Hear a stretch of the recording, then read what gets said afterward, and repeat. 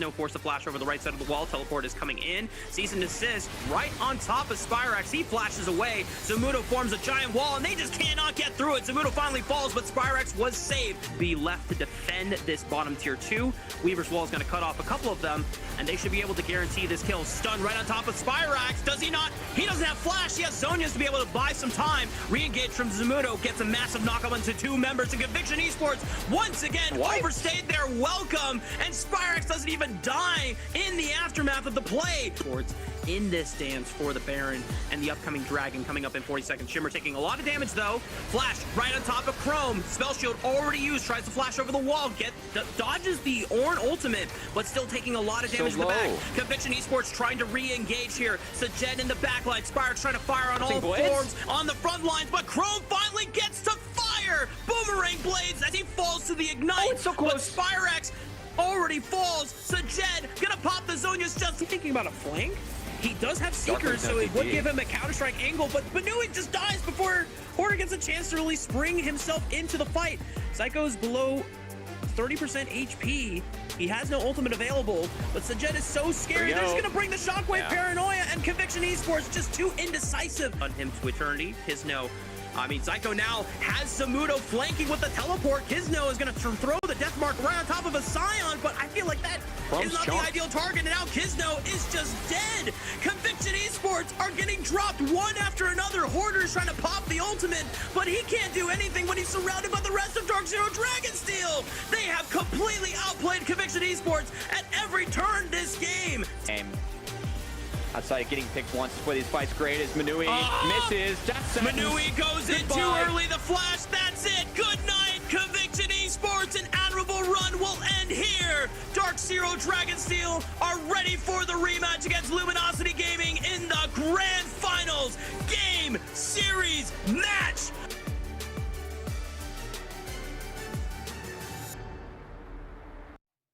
Welcome one and welcome all to the grand finals of Split 1 NACL 2025. I couldn't be more excited to be here, joined by some wonderful co-patriots here. I've got Beatdown Boulevard and Kelsey Moser to kick off this grand finals day. I couldn't be more excited. I'm Mazel. And we'll start with you, Kelsey. You were on show yesterday. You got to see the track record to get here. You got to see Dark Zero Dragonsteel make it to a 3rd final in a row. How are we feeling today? Yesterday was great. We had full 5 games. I voted for Conviction. I think someone else on this desk voted for Conviction. I could be wrong. I think it was me. Someone happened. Anyway, either wrong. way, it was really exciting. I was especially excited to see Kryra coming in for Game 4 because, I got to watch a lot of his early competition in the EG Combine. Really fun to see him play one of my favorite jungle champions. Being a big fan of Ivern myself, and then also pick out a carry pick, Nefiri. So really interested to see how he plays out in today's series as we get into the starting rosters later. Who's going to start? We haven't announced that yet, so we have no idea. Viewers will get to be surprised. Exactly. Together. But either way, go ahead. love Luminosity as well. So I love it. A little bit of back and forth. Beatdown, my man. We've been here all split law. We casted.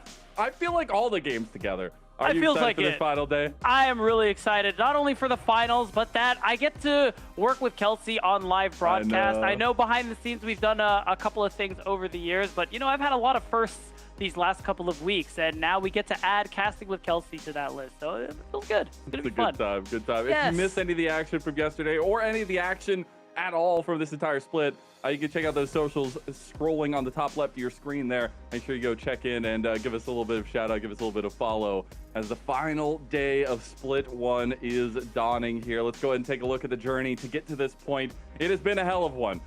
It's been ups and downs. I feel like we've had every split. We have some crazy stories going on. I feel like Near Airport falling down to that lower bracket, trying to make the run, and then falling to Conviction of all teams. And then our kind of preseason expectations kind of living up to the agenda here, Beatdown. Right, and I think the most exciting thing for this last leg of the bracket is just the fact that, we had our trilogy with Winthrop University and Near Airport. And I think something we haven't really brought up yet is that this is also another trilogy here because, of course, Luminosity Gaming, Dark Zero faced off in the regular split in our single round robin, faced off in our winners finals, and now again in the grand finals. And it's going to be interesting because they're 1-1 apiece now. This is the tiebreaker. I mean, this is in for all, and it's what better place in the grand finals to really get the leg up on the other team. I know, right? Kelsey, we always have magical stories. I don't know what it is. It's just perfect for tier 2. Yeah, absolutely. I mean, this one kind of writes itself, right? So that's the great part of it. Also, love watching, Fake God continue to get opportunities to get his redemption arc and level up just that little bit more, right? It's the great storyline for me. He's been grinding since 2019. And then, of course, we have Tomio, who everyone, if you know anything about Tomio's personality, you gotta love Tomio. So. It's just awesome. I love that Fake God is feeling more like himself. He could go with whatever picks he wants, and it always seems to work out for him. We'll see if it does today. I want to go ahead and turn the kind of tension, though, as we are getting to the end of the split. It's the final day. Obviously, we have all of our awards that we've been giving out as well throughout. And really want to kind of hone in on that as well. I believe we're going to be starting with the all-pro teams here as well to kind of kick off this last day.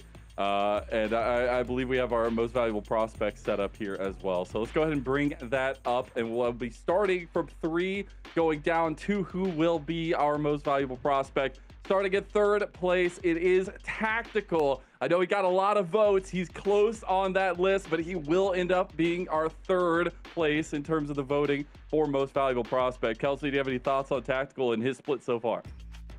I'm talking about 2019, right? I know, Tactical right? also debuted, won the Academy League, former name for the NACL title that year. So really cool to see him still manage to have some of the great landing performances that he's had in the past. I think he facilitates a lot of the map plays that Luminosity like to make, coming from the support role as well, just by being that dang good. So yeah, beat down. Any thoughts on Tactical split? I think for a player as experienced as him, I think it is really nice that he's still able to play to this level, even here in Tier 2, being able to get these awards. He made first team All-Pro. He got that shout as 3rd place for MVP prospect. And it sounds like we say it all the time, but again, it's just like reminder number 1 million that the path to pro is not linear. So, I mean, Kelsey talked about Fake God, Tactical. There are just so many examples, all of Luminosity Gaming, when you think about it, facing those shortcomings and finding their ways to bounce back. Yeah, exactly that. And it's been a legendary run from Tactical, not only starting off the split those first couple weeks by putting down double lift, but making sure he rises above probably is the best ADC in an ACL. It's been really fun to watch. Now, in our 2nd place, for the running of most valuable prospect, we do have Spyrex. Speak of that non-linear path to pro, the guy has been smashing. Dark Zero Dragonsteel solo lanes have been the best of the entire league. And Kelsey, I think it shows in these votes for Spyrex in 2nd. Yeah, yesterday we were talking about how you could have single great performances from every single player on Dragonsteel, and Spyrex, I don't think he missed in a single game. Even though it was a 5-game series, he really showed his stuff. So. just consistency there in yesterday's series was absolutely on display. So great to see him still at the top. I think he's been at the top of this league for the last 3 years. So great to see him retain that title. Yeah, and humble king, changing up those aspirations and really go for longevity beat down. Any thoughts on Spyrex? Yeah, I can't really add much else. Like Kelsey said, he's been on top for years. When this roster, when it was previously competing in NACL as Maryville University, 2 pieces turned this team around. One of those very important pieces was Spyrex, allowing a lot more flexibility in terms of drafting gameplay potential there. So I think this, along with all his other accolades, really shows why he deserves it. Yeah, exactly. And it's been really cool. I mean, obviously, coming back home for Spyrex, it was a cool story to see, and I know he's feeling comfortable there. But now we have one last award to give. We have one last accolade. Really an important moment for all of us here on NACL. It's been something we've really closely held on to. Zamudo will be our most valuable prospect for Split 1 of NACL 2025. Congratulations to Zamudo. He's been incredible, going from most improved player on that Maryville roster last split, Dragonsteel, to now earning that most valuable prospect. Kelsey, how has it been watching this guy's growth? It's been pretty entertaining for sure, especially in the early years, and then just seeing him ramp up over time. I remember talking to his teammates on his first NACL roster. Some of them would say, oh yeah, sometimes you have to explain to him to do things like 10 times, right? But I feel like now he's the one probably explaining to his teammates how to do things 10 times because he's just setting up really, really great win conditions for Dragonsteel. And I think with a lot of the jungle substitutions, they've really had to rely on their solo lanes, and Zamudo has been able to flex into all sorts of different champions, and that's been invaluable for them to make it back to grand final even after losing EG. Yeah, the left and right fist of Dark Zero Dragonsteel. It's been fun to watch so far, Beatdown. It has been. I mean, Zamudo's had an interesting trajectory. I remember a lot of us first saw him on third party, thought he had a lot of potential. Yeah. First year in NACL, didn't work out so great for him, but then he's just been shooting up like a rocket these last couple of years, looking so much better.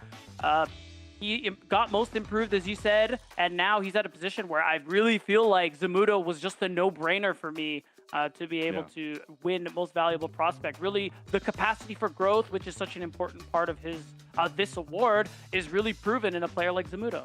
Yeah, it's crazy what happens when you give a player that has such a high ceiling, good resources and good backing, a good organization behind him. And Dark Zero Dragonsteel definitely is that place. I mean, going from most improved player to finals MVP in summer to now earning the most valuable prospect. Let's go ahead and bring the man on himself. Let's go ahead and talk to the guy, most valuable prospect, Zamudo. Go ahead and get in here, my man. Zamudo, I know this maybe is a lot coming to you right before your big series here, but how are you feeling after earning that most valuable prospect mention and all the growth that you've gone through over this last year to earn this position?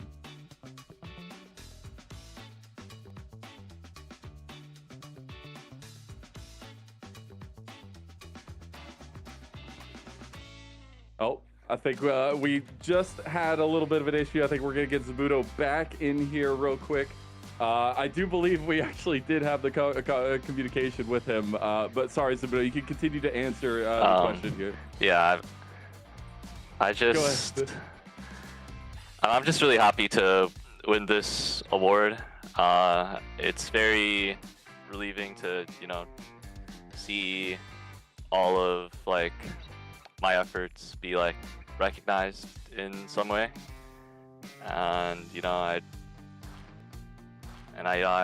like to just, I couldn't have done it without the amazing program here at MU, especially my teammates and us.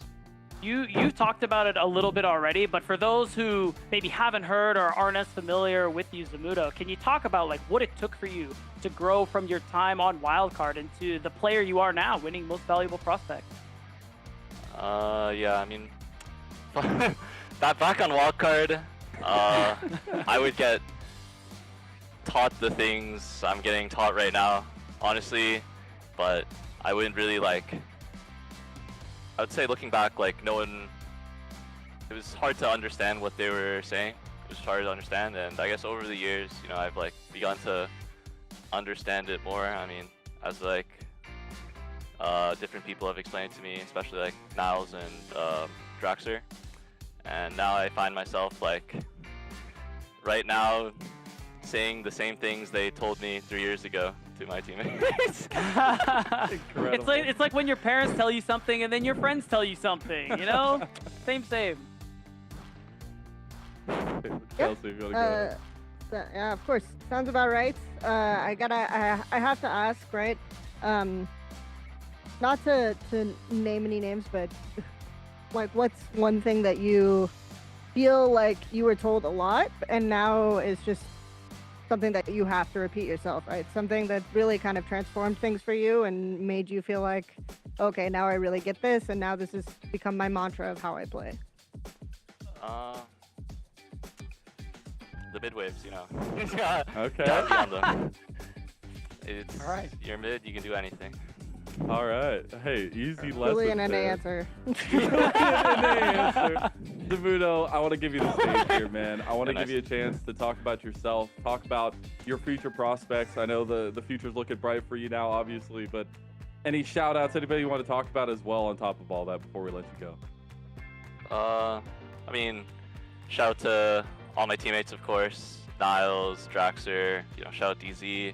I mean, I'm really proud of all my teammates. I think Jalal has always been like solid, Yeah. but I think like Sajed coming into the start of the split to now, like he's like so insane now.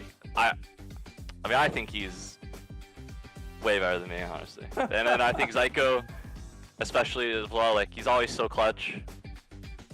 Yeah, like Appreciate that. Shimmer and Kryra, they've been putting in some heavy work too. All right, well then I'm gonna ask a more poignant question. I need you to talk about yourself, brother. Okay. What do you want to prove to all the LTA ors? What do you want to prove? What do you want people to know you as a player in the top lane, Zamudo? I just want to prove that I have what it takes in this series tonight, and just show everyone what I can do. All right, go to work, baby. We'll see you there. Thank you so much, Zamudo. Appreciate you. Congratulations on Most Valuable Prospect for split number 1 of NACL 2025. Thank you for having me. Good luck. Good luck. All righty, we're going to take it back from him, and he's got to go to work now. We got to get this Yeah. finals underway.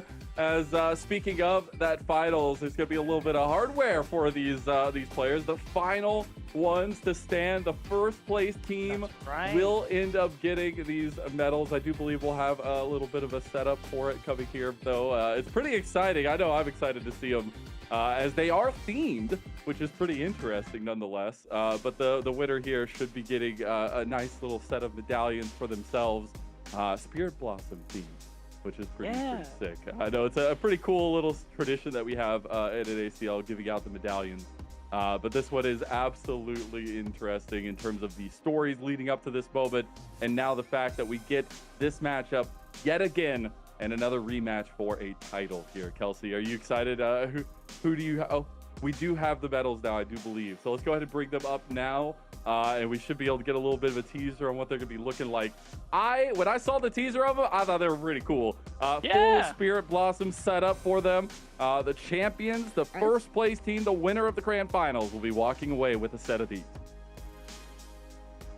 I mean, this is pretty cool, to be honest. I like the idea of having them themed. Not that I didn't enjoy the ones we had for the last couple of years, but I think the uniformity, or rather the lack of uniformity, if we go to this habit of having themes and different looking medals each year, I feel like it makes them just a little bit more special, a little bit more of a product of that specific time, and you make it easier to look back fondly. That's pretty cool, Like Kelsey. You gotta say? Yeah, it's like the FOMO collectibles, Yeah. You can only get them today. You can only get it this one. This Limited time. It's not like time. the other medallions. Uh-huh. That two Expiring, chains for Bradley would look much different if they were themed, I know that's a way big throwback. If you No, it know, is a you great know. throwback. Yeah. But let's go ahead and take a look at today's schedule as well. We already saw a little bit of a teaser to it. We've been talking about it. We've been running in circles around it. But Luminosity Gaming versus Dark Zero Dragonsteel, yet another matchup that we are so hyped for. And Luminosity Gaming, they are looking like the King Killers. This team is back in action. 3 of these members having won this title 2 times in a row the last time they were in the league, bringing all the experience that the lovably called LTA rejects can bring to the table. This squad is no slouches. On the other side, we've got Dark Zero Dragonsteel, who have been fighting their way tooth and nail up the ladder here and try to make their way back to that precipice. Obviously, a potential double head up of the titles here for them, and a 3rd grand finals in a row for the squad, Kelsey. Yep. I mean, both of these teams have so much legacy in this league alone. It's crazy to think that way. I think Dark Zero Dragonsteel has definitely set the tone for a new generation of Tier 2.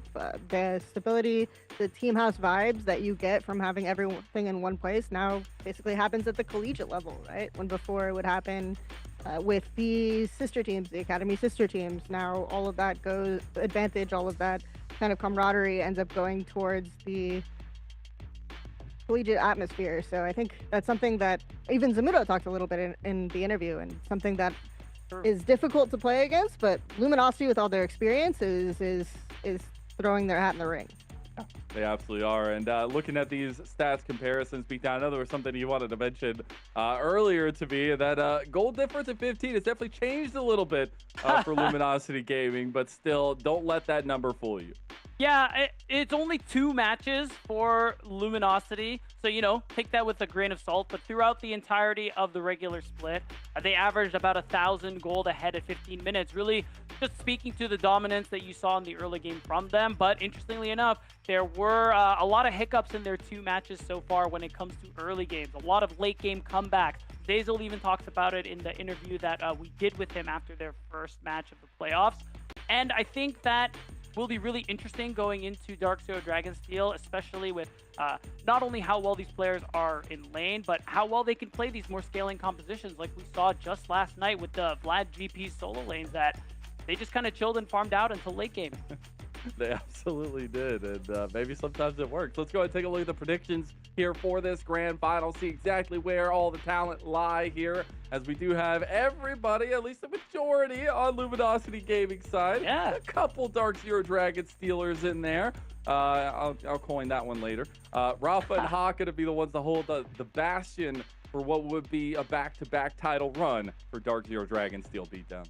Yeah, I think it's going to be pretty tough, and the fact that we're almost even is a little bit telling there, especially during the playoffs. I think for the most part, we've been pretty uniform about a lot of our votes. I think the interesting thing is that the last time these 2 teams met, it was 3-1 for Luminosity Gaming. Generally a pretty one-sided series. I do not believe that's going to happen this time around, especially because we do know Kryra is going to be in today. Do you have any thoughts, Kelsey, on the Luminosity Gaming vote there for yourself, the prediction? Yeah, I think it's just the general map play is very strong coming out from Luminosity, so they have to have my vote comparatively. But I definitely do think Kryra makes the matchup spicier. And in the interview yesterday, he said the team was very focused on CLOL prep, right? And now the team has been able to focus a lot more on Fearless. So definitely echoing Beatdown sentiment that today's match should be closer. I'm getting Smaug vibes. I don't know. Maybe they finally locked in on Frodo. Who knows? Or not Frodo, but you know, okay. Bilbo Baggins. Anyways, speaking of, let's go and take a look at the side play. It's same canon. The Luminosity Gaming side will be choosing blue side for game number 1. Importantly enough, I think it really matters. The last time we saw these 2 teams meet, Luminosity Gaming was playing mind games, it felt like, and stealing away a lot of the picks earlier on in the draft from Dark Zero Dragonsteel. Kelsey, what do you think this blue side game number 1 is going to do to benefit Luminosity Gaming? Definitely blue side has been the trendy pick on the patch. It also just gives them easy setup for choosing the power pick that they want, denying the very first pick, going into Fearless and having longer implications from there. So there's definitely benefits to it being picked on blue side early, and then as Fearless goes on, actually, I think red side ends up being a little bit more powerful just because there's not like a lot of these power picks back left, and being able to counterpick the composition is stronger. Yeah, I think so. And as we head into draft number 1, we already see some of the setups in the bans, at least. It is going to be the Gwen. That's Senna and the Nico ban from LG on the blue side. DZ on the red side is going to ban away the Azir and the Shen. I know the Azir is something they like to ban away as long as they can get it later on in the game. They try to keep that one open for themselves each time.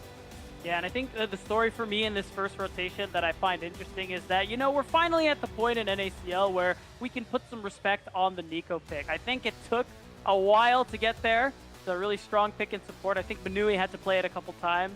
And a few others to be able to get at that kind of priority. So now opens up a lot of different options here. I mean, thinking about what's up and available, I mean, Vi is still up. I feel like that's just been the classic first pick through all of playoffs. That's kind of my expectation. It's going to be the Vi locked in. Hey, there you go. Research is just done. pattern We're recognition. Good. Easy. Kelsey, okay, though, go home now. Yeah, exactly. We're done, guys. All right, bye. Grand finals over. Yep. 1-2 punch though coming out from Dark Zero Dragonsteel. They need some strength. I said at the beginning of the day, talking beforehand, before we went live, The biggest difference between these two teams, the solo lanes for Dark Zero Dragonsteel are the best in the league. The bot lane for Luminosity Gaming is the best in the league. Those two differences are going to matter a lot, and I love that they've gotten some resources over here for the bot lane for Sajed to try to keep that 2v2 in tow. Yeah, we'll say. Yeah, and the identity. Oh, sorry. I was going to say the identity of bot lane for Dark Zero Dragonsteel has really been about stabilizing the bot lane and then letting the solo laners kind of do what they want. Yesterday in game 1, Sajed picked Varus as well and got 14 kills with the lethality pick. So in heavy solo lane side laning meta, your lethality scales actually pretty well because not everyone in these solo lane centric setup is going to build a lot of armor for you. Yeah, I mean, I think that's nice too because we see the Yorick coming through here. You can kind of spec into some armor in your later parts of the build. So I think that will give Fake God some options to be able to deal with, what almost certainly is going to be a poke Varus. I'm very curious. We finally get the Yorick Scion matchup. I feel like every time we see one of these picks, are we excited for that? Away, I kind of am. It was a fun matchup at the beginning. Okay. When it first came into the priority, although I do really like some of the focus here. The Varus, really nice for Sajed. Something that's been looming over the entirety of an ACL is Tactical's Tristana. It will be banned away in the second phase. We'll see exactly what LG want to focus on here in their second phase of bans, Kelsey. Absolutely. I think it's easy to just ban out bot lanes that you think are powerful, especially since you already have your Varus locked in there. So Tristana is a good one. Tristana also aids in some of the map setup that Luminosity like to do just by auto pushing. Sivir's also a great one. We got to see the Chrome Sivir, brand new patch, Sivir W, 45% scaling, excellent. Pretty nuts. So that's Very tonight chill. game 1. Yeah. Kind of thinking now at this point too, the Taliyah falling this far in priority has been very interesting as of late, but I think they just want to give Spirax some other options, and wow, they're just gonna immediately go for the Vlad pit. I mean, it makes a lot of sense. You have other champions in the Scion and Xin that can really last in these team fights. And this, when you have Vi Ahri, you're really playing for that first kill. You want to get Ahri resetting. So I think being able to sustain yourself or increase the time for that first kill to actually take place really favors Dragonsteel. Dude, I feel like we are so hyped for this game number 1. We got Tactical Zazel on the Kalista Renata to start off the 2v2 strong for them, to give them some leaping off room in that bot lane to really be those carries. The Rakan going to try to dissuade a little bit of that for Zyko, but the Vladimir and the Scion I feel like it's, besides Kalista, how are you killing these things? I mean, it's going to be so difficult. And last time we saw Spirax's Vladimir, he was Thanos. You do have some of the lockdown from the Vi that can help you, but I think Dragonsteel kind of flipped the switch yesterday where they went from, okay, we can play the lane dominant style, but also, actually, we're pretty good at team fighting, guys. So, if we lock in some scaling, we give ourselves a lot more options in the mid game, and we just win out on these fights. So I think that they're sticking with that strategy, going with things like the Scion, going with things like the Vladimir, and that should be really fun to watch. And I don't know. Game 1 yesterday was 55 minutes. I don't know if we'll get that today, but we'll see. We'll see how we go. DZ, I don't know. Maybe. Vlad late game, it's kind of okay, guys. I don't know. Might be a hot take. I mean, the only other thing for me is just that, Vi does make it easier. You can pair it with the Renata ulti too if you can hit multiple members. But I think at the end of the day, there's just kind of a peak that Luminosity Gaming are working with around that 1 to 2 item mark, and it's going to be really important for them as a team to be ahead of the curve when that happens. Because Yorick will increase in effectiveness later on, but it is more of a split push capacity, and that's only going to be so effective when you're going against Zamudo's more Baus kind of style of Scion when it comes to the build. A lot of health, a little more AD than usual. So, Kelsey, I got to ask, who are you favoring, at least at what points in the game, at least for this game number 1, decide the grand final? And I think you have a lot of agency coming out from Luminosity to make map plays, right? So that's the kind of play that they like to do. And I think that they have the tools to be able to snowball that and get to a point where you're taking top T1 in 15 minutes. I feel like that's the NACL special so far, is that the top lane T1, especially in this matchup between players like Fake God and Zamudo, top lane is down at 15 minutes. So if they can get that win con, it's good. But if not, Gotta be Dragonsteel. I like it. I think it's really interesting the way this game has panned out, but also just thinking about the stories of both sides of things. I mean, you have Dark Zero Dragonsteel, who this is their third grand finals in a row, but with their second win in a row after claiming Summer and really rising to that precipice. But the thing is about this squad, LG, the players at LG, they weren't here during that reign. They weren't here for the crowning of the king, and they say, that's my crown. The last time we saw these players, they were some of the most dominant in the entire league, and I know they're going to be hungry to get another one. As we're going into game now, let's go ahead and get set up. It's LG versus Dark Zero Dragonsteel, and the head-to-head that matters most is how this bot lane stays stable, Kelsey. Absolutely. So I think we're about ready to go, but gonna go ahead and wish you guys a good game. Thank you so much, Kelsey. It's a pleasure. I'm sure we'll get a lot of breakdown after that game number 1. But now I do believe we have a little bit of something special to get us into the game. Let's go ahead and get hype. Let's go ahead and send off this grand finals with a bang, and we'll see you in game number 1.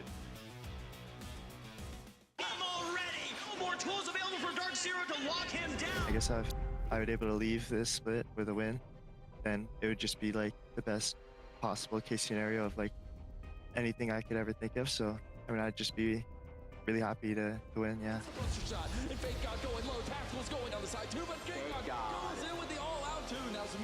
course, has to be Dark Zero. They were the only team we dropped the series to. You know, if we played again right now, I'd say we'd be pretty favored. The kill at Luminosity Gaming, they're ripping Dark Zero. As long as I'm staying true to myself and what I think is best, then I mean, I don't think anyone can beat me. I could confidently say that we're trying harder, but I think that we're trying harder, so that's really what it comes down to. I think we have a lot of passion and a lot of effort, and that's what's our edge.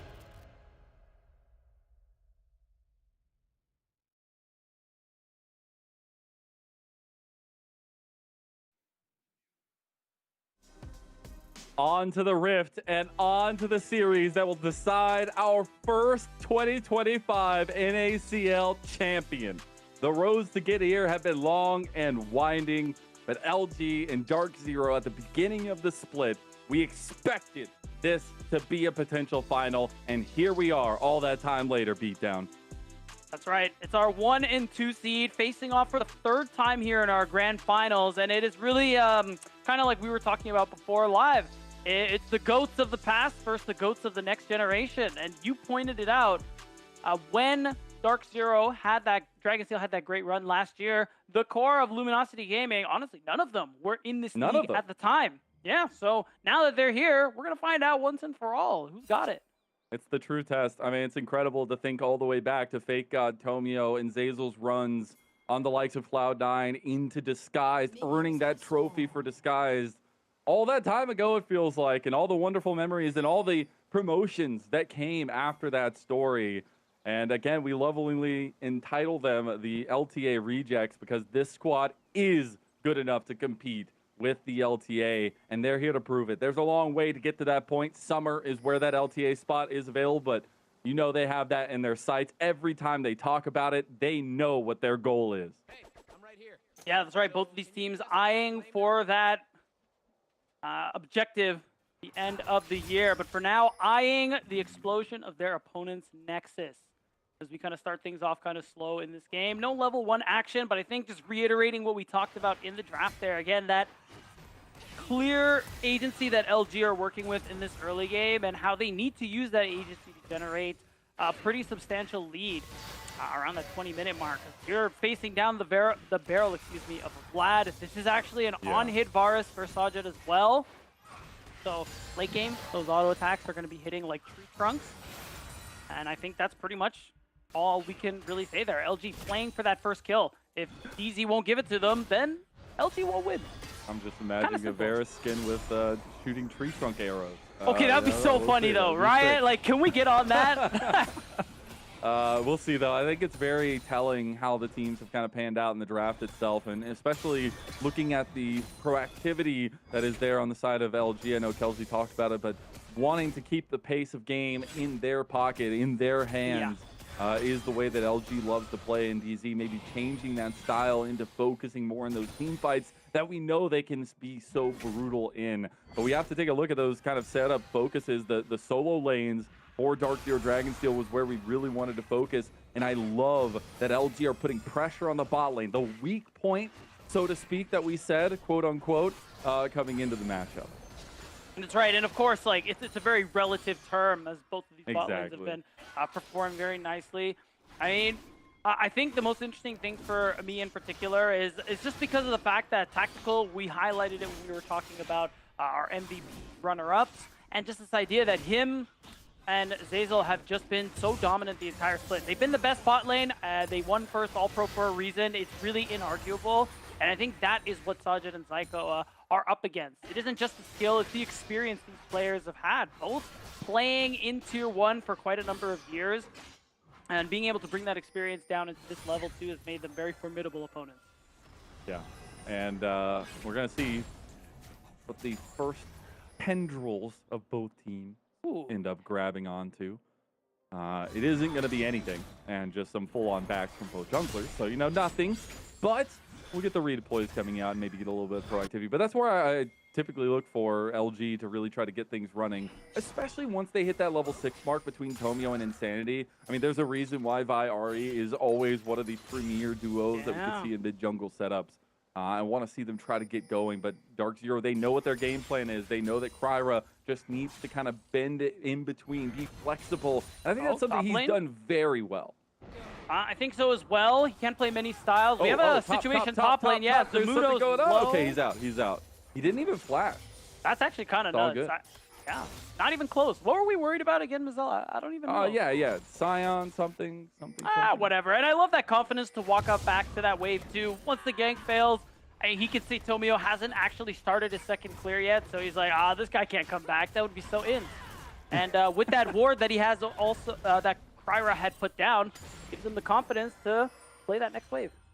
It's a little bit of something, though. And it's a little bit of proactivity from Tomio, but the Dragon maybe changes things up with that. We'll see what the Grubs end up panning out to be as well. He will, Tomio at least, have constant pressure in the bot side with Tactical and Zazel's lane.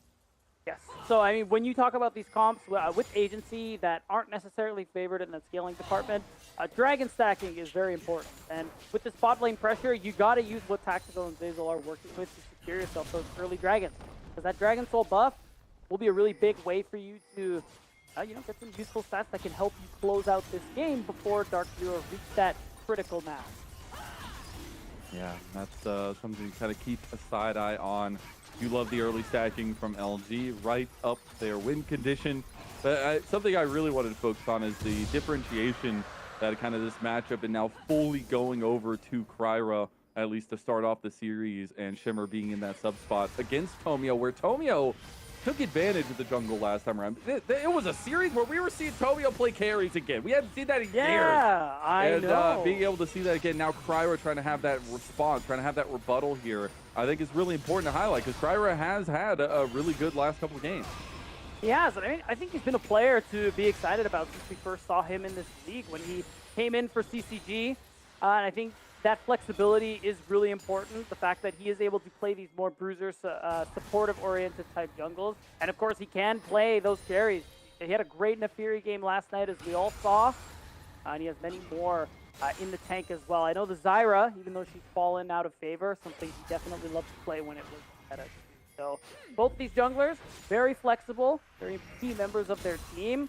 Right now, it's really key that Tomio, now that he's hit level 6, just continues on with this activity. Him and Insanity, they have their ults. Time to start making plays. Find any kind of leads that they can. So far, it's been a dead even game. I was starting to think maybe the 55-minute goal that Kelsey put for us might just be so. Guys, she was kidding. Guys, no, guys, I don't know if you know, but she was memeing. It's fine. Yeah, this is a joke. But no, both teams, the setup they have, I mean, there are some win conditions later on for both of them. As we said, it's kind of a little bit split, but definitely looking at the impact that the early game could have for LG. There will be the grub spawning. Actually, Tomio stopping his back there to restart his clear as it was spawning up. So maybe not even positioning for those grubs. That'll be up in about 20 seconds. There's a lane gank coming through from Kryra. Had been spotted out preemptively. The early heal will be there from Zazel, and they will be fine. I mean, it's a nice move from Kryra, but not a whole lot really lost. One summoner spell, both of them still hold on to their flashes, and they still just continue having that dominance in this lane. See that 10 CS lead going up here again. This is a really strong duo for our strongest bot lane in the league. This is kind of the advantage that you expect, and this works out for LG too because they have this lane advantage in that top side. It will give Tomio that easy access to the grubs without the need for a lane swap. So Tactical Zazel, they can keep their winning 2v2, and Luminosity Gaming can continue stacking these early objectives. Exactly up their wheelhouse here. The Grub-Ageddon Light will be achieved in game number 1. I don't know if we've come up with a full name for that yet. No, I feel like we're I mean, still workshopping it. I feel like we lost the sauce once there weren't 6 grubs anymore. You know, I don't feel as strongly about it. Dub. I can't say it's not a, yeah. It's the Grubby Tubbies. Like, well, I guess, no, because there were 6 of them. I kind of felt something with that one. Oh, but you're right. Maybe the Tubbies are the little ones. I don't know. Yeah, that's a lot of Teletubbies. Speaking of, Tubio will Teletubby his way out of that incredible setup for him. He was trying to be a little sneaky, steal away the red from Kryra, but won't be able to do so. We'll just get the reset out, and all is quiet on the home front. 9 minutes in, 0-0 in kills, but still objective control totality from Luminosity Gaming. I do want to give Zyko that quick shout out just for the nice timing to defend the red buff there. Kryra was able to take away Tomio's, denies that response by showing up, and now he shows up mid to give a little breathing room to Spirax, who's getting a lot of attention right now. Again, those earlier levels from Vlad, when he doesn't have much ability haste to work with, that's really when you want to be jumping on top of him. But that defense means that Spirax, he's chilling. He gets to farm away and he gets to hold his lead. And no info. Chains of Corruption got used on bot side. Tactical able to sidestep out of that one. Sajed trying to go a little bit aggressive. Did have the boots there for him, so maybe feeling he could take that trade for himself. There will be another dragon spawning. The early dragon stacking could be the name of the game for LG. About 45 seconds from that, could be looking for Prio in lane to make that happen. It needs to be the name of the game. I mean, again, Spirax isn't where he needs to be to do much of anything other than CS. And the fact is, you still have a pretty favorable bot lane setup, especially with Sajed blowing the ulti there to no avail. Doesn't get anything out of Tactical in the process. So I'm confident Tomio, he's going to make his way down there to be able to just get that setup. Even now, Zamudo, pretty interesting. I was going to say interesting back timer, because maybe he could ult to this fight and then TP back if he so chooses. But I think they're probably not going to be able to fight this. It would have been funny, though. Got half health damage on a Spirax. Tomio. He had the pull. Maybe it doesn't matter. It's Sanity gets the kill anyways. That's first blood for LG, and they might be looking for a little bit more. Kryra gets knocked around, bounce castle style. Might be just going down. We'll have to flash out of the queue. LG making plays early and stunning Dark Zero. Yeah, really nice catch out there. I love the attempt from Tomio, too, to immediately flash and ult, reduce the distance, to give Spirax less time to go for that Sanguine Pool. Even though he does it, he just didn't have enough in the tank to dodge it out. And honestly, kind of a whiff there from Spirax. I feel like there's no reason to check that brush. There isn't a universe or any of its infinite parallels where you're able to actually fight for that Drake. So that is, as Cubby would say, an unforced error. Yeah, and I'm wondering if you felt like maybe after the pool they were going to back up. Oh my god, Tactical! Ooh. He's just made Sajed miss his first 2 ultis in a row without even burning a summoner spell. Will be sidestepping for days from the King ADC of NACL. Yeah, I mean, we're going to see the replay again. This is after Spirax loses his health to the Charm combo. And I mean, there isn't really much else to say here. I mean, props to Tomio. Yeah, knowing the timing of the Sanguine Pool and, of course, Insanity. These two really syncing up nicely. Immediately being like, kill this guy. What's he doing?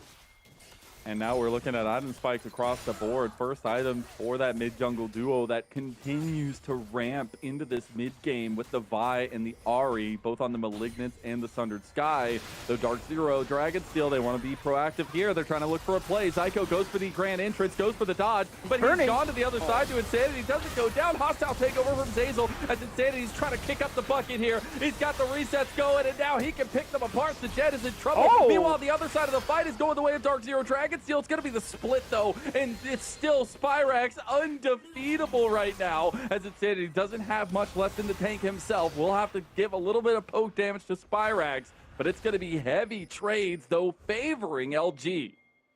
Yeah, I mean, Insanity is really the one who's able to kind of put them over the top on that one in the end. Again, the Ahri has been nuts from him so far. He's at 3-0, already hit that first item, and actually you can see kind of across the board, LG are hitting these breakpoints ahead of the curve, exactly like we wanted to see from them. But Dark Zero being able to get those kills back, they make it a little less than ideal, but for the most part, LG, they're getting most of what they want this game. They've gotten all the objectives so far.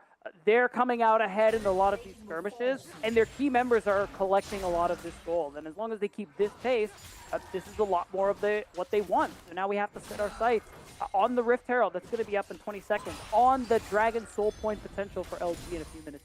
Yeah. And I gotta say, it's a vintage Insanity Ahri performance already. 3-0 to start it off. And you gotta remember, Insanity was on the opposite side of things when he had to face off against Fake God, Tomio, and Zazel all those times ago, back on Dig Challengers, Dig Academy itself. And now he's trying to show up with the boys. And speaking of showing up, Tactical and Zazel gonna put pressure on Sajed in the mid lane. Yeah, and Insanity is a player who I think we've touted for a long time as very flexible alongside a player like Spyrax. But Insanity, he'll play the weird stuff.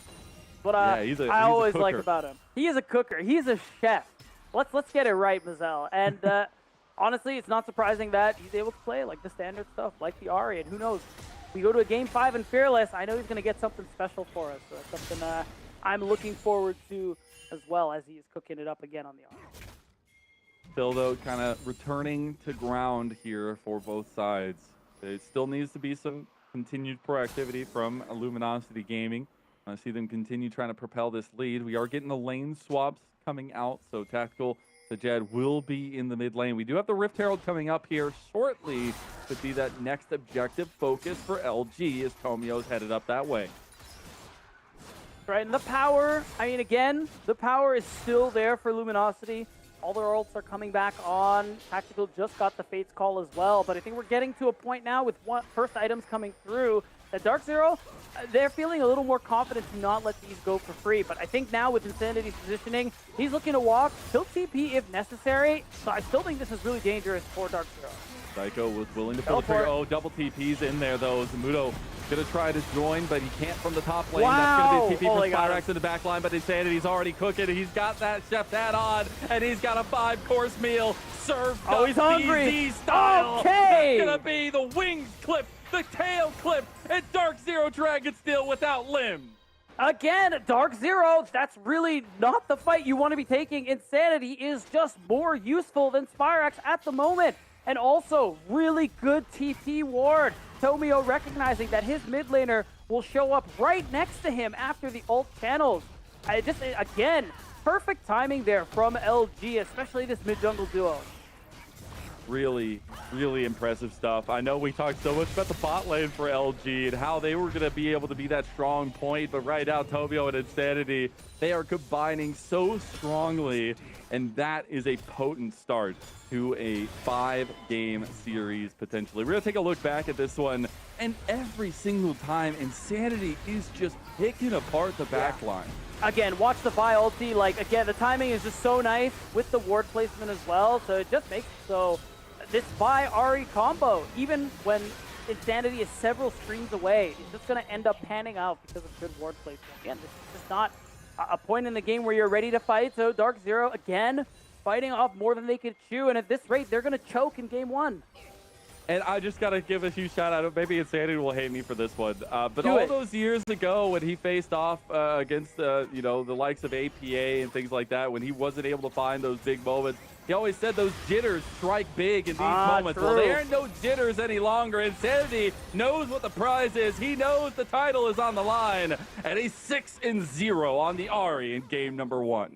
Yeah, I mean, he's already been sitting on the Horizon Focus for a little bit. Newly buffed Horizon Focus, by the way, and 10 seals, or 10 stacks, excuse me, on the Dark Seal. You already know the BM book is going to be coming out very, very soon, and he's just going to be looking to continue this. But wow, Dark Zero, they want to try and fight this one. Handshake came out. Maybe they're going to bring Zamudo now. Double TP's coming in. Zyko's in the pit. Is this the difference maker here? Spyrax looking for his own. Going to flash away from the hostile takeover now as well. Nice Tactical with the double knockup from Zazel there with the Fate's Call. Tactical is weaving now. Insanity still untouched. And Tactical's going to town. Bailout comes Renata! through. And Luminosity Gaming, they're gaming all right. 11-5, 1.5k in the lead. And now Dragon number 3 for LG.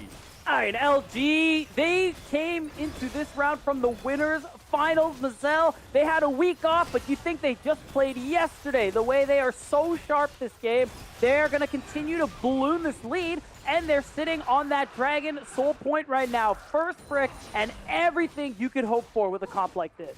Absolutely everything. And it's playing to their strengths. It's playing through the strategies we've known them for in that upper bracket run. And now it's all coming to a head. 2 items all ready for Insanity with that Horizon Focus completed. Rift Herald in the pocket of Tomio. It is LG's world, and we're just living in. And we really are. And I want to give some credit over here to Fake God for how well he played this fight. It started off really nicely, but that well-placed wall from the Yorick just cancels the unstoppable onslaught. And now look, Zamudo, this is a Scion with Hydra with a lot of damage that he can offer in these team fights, and he is completely zoned out. So even though LG lost a member early, it was even numbers the entire time. And it's just some of those entrances that you really know make the difference. The quickness of decision-making and play that LG has had in these fights. DZ just don't have a chance to respond. I mean, they were trying to bring in Zamudo in that one, and the denial from Fake God just made the biggest difference. We haven't seen this Dark Zero Dragonsteel team come to a 5-man stack yet. And I know that's something that, speaking to Zyko, he was extremely proud about, is the kind of cohesion, the togetherness, that fighting strength that this team has. They haven't been able to pull that out just yet, and I don't think they're going to. Zyko's going to be forced to get out there with his flash, with his grand entrance, and the quickness pop. I was going to say, he also used the ultimate, which feels really bad too. Any potential for a big engage from Zyko. He was so good with them yesterday against Conviction, is just out of the window now. Lost more than half his health. The Otacon is just spawning, and he has no flash or ult to speak of. So I think LG, not really looking to start it right now. I think Tactical's sitting on a lot of gold, but you got to imagine this objective is something they're heading straight towards. Now they have to refocus here about 3 minutes down the line, and there is a Cloud Soul on top of everything. Imagine giving a Cloud Soul to the likes of Ari, to Vi, to Yorick, to Zazel in general. But it's just going to be very difficult. And also, you would love to have a Cloud Soul on the side of Dark Zero Dragonsteel with the kind of comp they have.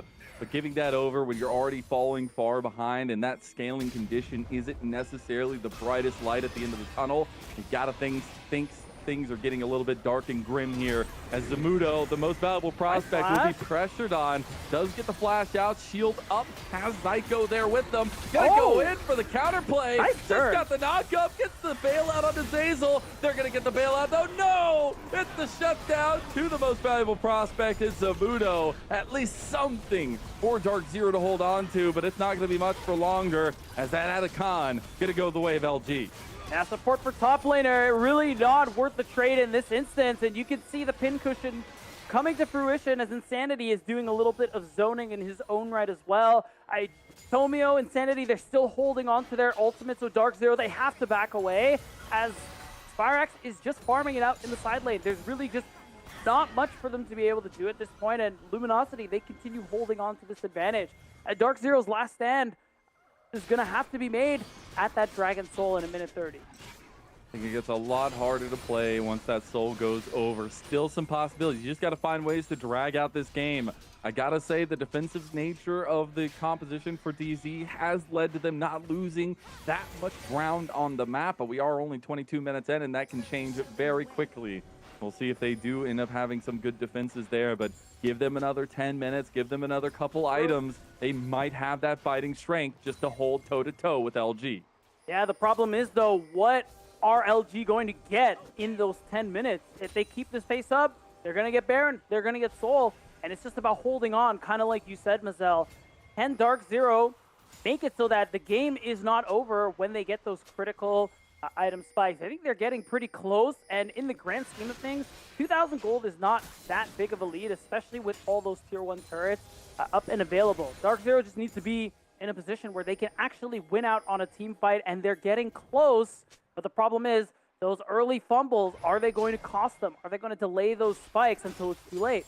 Yeah, and I'm wondering, is the damage going to keep up for LG in a lot of these cases? We mentioned it from draft, but the front line from DZ is extremely strong. And you can see they're fully focused on bringing everybody down here for fights now. They're going to kick it off with that Titanic Hydra fight as they do get some damage on a Kryra back from LG. That will be Insanity's ult down to get the charm! Right onto Kryra, right to the hearts of Dark Zero Dragon Steel. Tactical's going to be hopping all over their face, and that's going to be DZ put down to the dirt, just like Scion should be. Spyrax, the last saving grace. 1,000 gold goes over to Zamudo with the shutdown onto Insanity. But what did it cost? Everything. Oh, everything and then some, Mazel. Another catastrophe here that started out as an actually alright play. We'll see it in the replay, but the fact is, LG, they get it all. They now have the soul. They win yet another fight. They ace Dark Zero, and they have everything they need to take that Baron and start talking about finishing this game. I feel like we're just not going to get to the point where Dark Zero's comp comes online. There have been too many delays. There have been too many misplays. The flash play from Zazel, absolutely brutal. That right there, Mazel. The fact that they forced Insanity's ult out with the quickness, actually super worth. They just needed to wait out that cooldown, and unfortunately, Kryra, he gets hit with the charm with his flash up. I props to Insanity from finding that winning play in a position where it might not have been the best fight for them. And that's where we got to highlight the experience on this team. We lovingly call them the LTA rejects because they have tier 1 experience. It might not have worked out in the best benefits for them, but the learning experience for all 5 of these members, and they're bringing that experience into NACL to recapture their crown. Oh, that's right. This game 1 has been looking lovely and dominant from Luminosity Gaming. Now, with Baron spawning, they're setting all their focus on clearing up vision on that top side of the map, seeing if they can get a catch out as Dark Zero Dragonsteel, but it's taking so much effort for them just to get rid of vision on their side of the map. Actual vision really isn't in the conversation at the moment here with how strong LG are at the moment. Now they actually have a little bit of setup on the red side of Dark Zero Dragonsteel. See if Tomio wants to take something here as he's going to push into Kryra. Kryra overextended down. He has no help, and everything is just going to be used on him. Look at Sadie stunting on him, using the spear rush to the same spot, and that's going to be Kryra down. Baron up. LG will secure it. I mean, that is just an illegal maneuver if I've ever seen one, Mazel, and Kryra pays the price for it, as that's just going to be the Baron. Nice and easy, nice and simple, and nothing else to be done about it. The rest of Dark Zero are moving towards the other side of the map, hovering in case Fake God oversteps. But of course, as Kelsey's favorite boy, he does not. Well, I just got to throw it out there, huh? I had to reference Kelsey a little bit, you know? For sure. We'll see a little bit of side lane pressure from LG. Finally taking down the Bastion that has been top lane for DZ this entire time. Zamudo was putting in work up there, but that work will be all for naught as Spyrax is down right out of the pool and right into the ground. That'll be Tactical claiming that one, and he is standing on business here, Beatdown. Sure is. And at this point, he's 6'2" and 10. Got that he terminus, is 6'2" feet tall. Of course. He drives a Lamborghini. You wouldn't say anything to him at LAN, all that good stuff. Like Tactical, He's Timothy Neutron right now. Yes, he is. Yeah. Incredible stuff from this. And that was like a big major part for us going into this series, is seeing how this bot lane for Dark Zero Dragonsteel can hold on. Where I gotta say, Sejet and Zyko are no slouches here. They are some of the best in the league. But NACL has just shown that he's on another level. He's going Super Saiyan this split. I want it, even though you are correct on all of those points, I do want it on record that I actually think Sejet and Zyko, for the most part, they played this game all right. This is not on them. I do not want to put this one on them. Yeah, I just think Dark Zero as a team pushed situations that they didn't need to. They needed to be patient, and quite simply they weren't, because for the most part, lane phase was going fine for them. They were on track, Puzel. But, you know, we get a little greedy sometimes. A little bit of greed goes a long way, it feels like. Unfortunately, yeah. Tomio's going to be looking with his sights set on potentially finishing out this game number 1. The scaling condition is not ever going to be there at this point. 10,000 gold up is LG, and they're looking to get these multi-lanes pushed. That's right. Baron buff in hand means it's going to be a two-lane press for the moment here, and you know they're fishing as well with this 10k gold lead. DZ have to be careful. Tomio's looking for it. He wants it, waiting for it with that vault breaker. Turrets going down. Hostile takeover goes a little bit wide. Oh, they want it. Unleashed in LG. They have been unleashed in this game number 1. They were waiting to strike blood on the Dark Zero Dragonsteel all week long, and they will find it again. They'll take a dominant game number 1 of this best of 5. A clean and total ace for Luminosity Gaming, and welcome to the grand finals of NACL split number 1. And what a hell of a game 1, Mazel. LG dominant from start to finish, 25-7 kills, and every skirmish, every fight, every engagement goes their way. This is exactly what their comp needed to do, and of course, being one of the best teams we have in the league, they executed almost to perfection. Yeah, absolutely did, and it was clinical from top to bottom. There were a couple things that maybe the proactivity in the early game didn't necessarily go. Didn't matter. Once Insanity had 3 kills to start the game, and I know that especially in Fearless, finding those big wins on certain compositions, on certain strategies, it helps so much more going further into the series. No, it's really important. Getting some of these strong picks and not being able to close out, I think, is tough. It's not as bad when you think of a champion like Vlad, for example, in the mid lane, because, you know, not exactly a higher prior pick, just something only Spyrax plays, but Zin, Varus, Rakan, feels really bad to lose on champions like those, not going to be available for the rest of the series, but these players are all good. They have deep pools. I'm sure they'll be fine. Absolutely. I expect this series to go to 5. Absolutely. We'll see what Dark Zero Dragonsteel can do to bounce back after that one. We'll be back with Kelsey Moser on the other side of this to break down that game number 1. We'll see you there.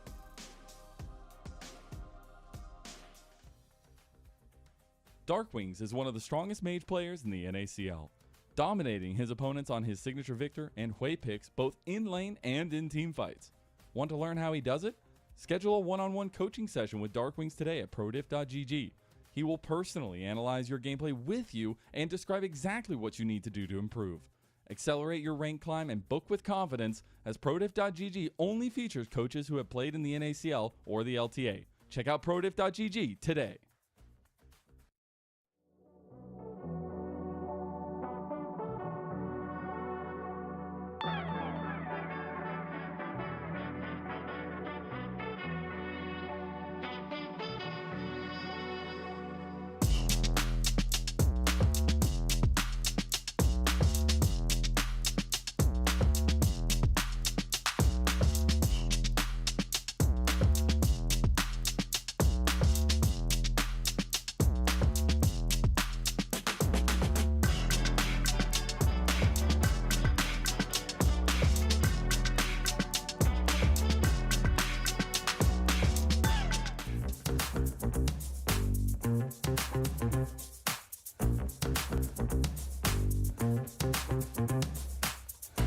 Fist fight any celebrity?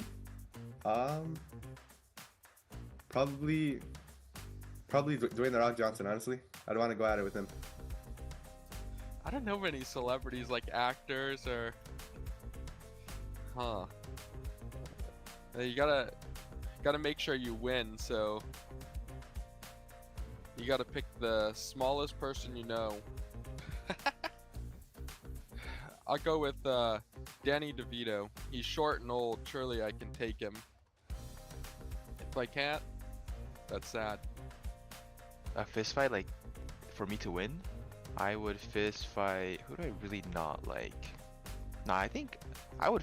You know, I keep like speed. Like, I would fist fight him. I know I would get beat up, but it'd be funny. It would be for sure be really funny. Yeah. I don't even know. I guess, you know, the first celebrity comes to mind is probably Faker. I think I could take him out in a fight for sure, you know. I don't think that guy goes to gym and stuff, so I think I'll take him out easy.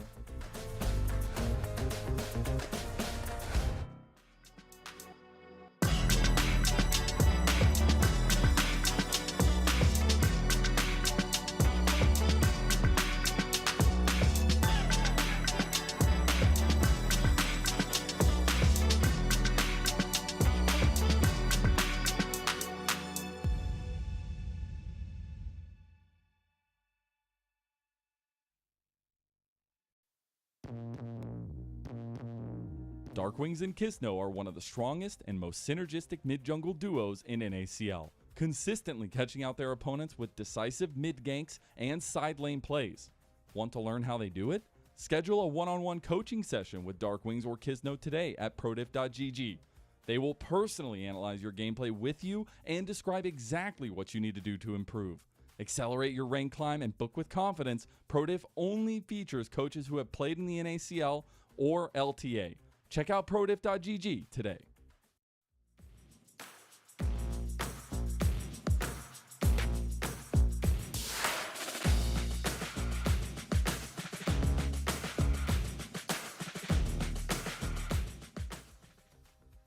Breezy's tank support play has been dominant in the NACL, crushing his opponents both in lane and across the map. Want to learn how he does it? Schedule a one-on-one coaching session with Breezy today at prodiff.gg. He will personally analyze your gameplay with you and describe exactly what you need to do to improve. Accelerate your rank climb and book with confidence. Prodiff only features coaches who have played in the NACL or LTA. Check out prodiff.gg today.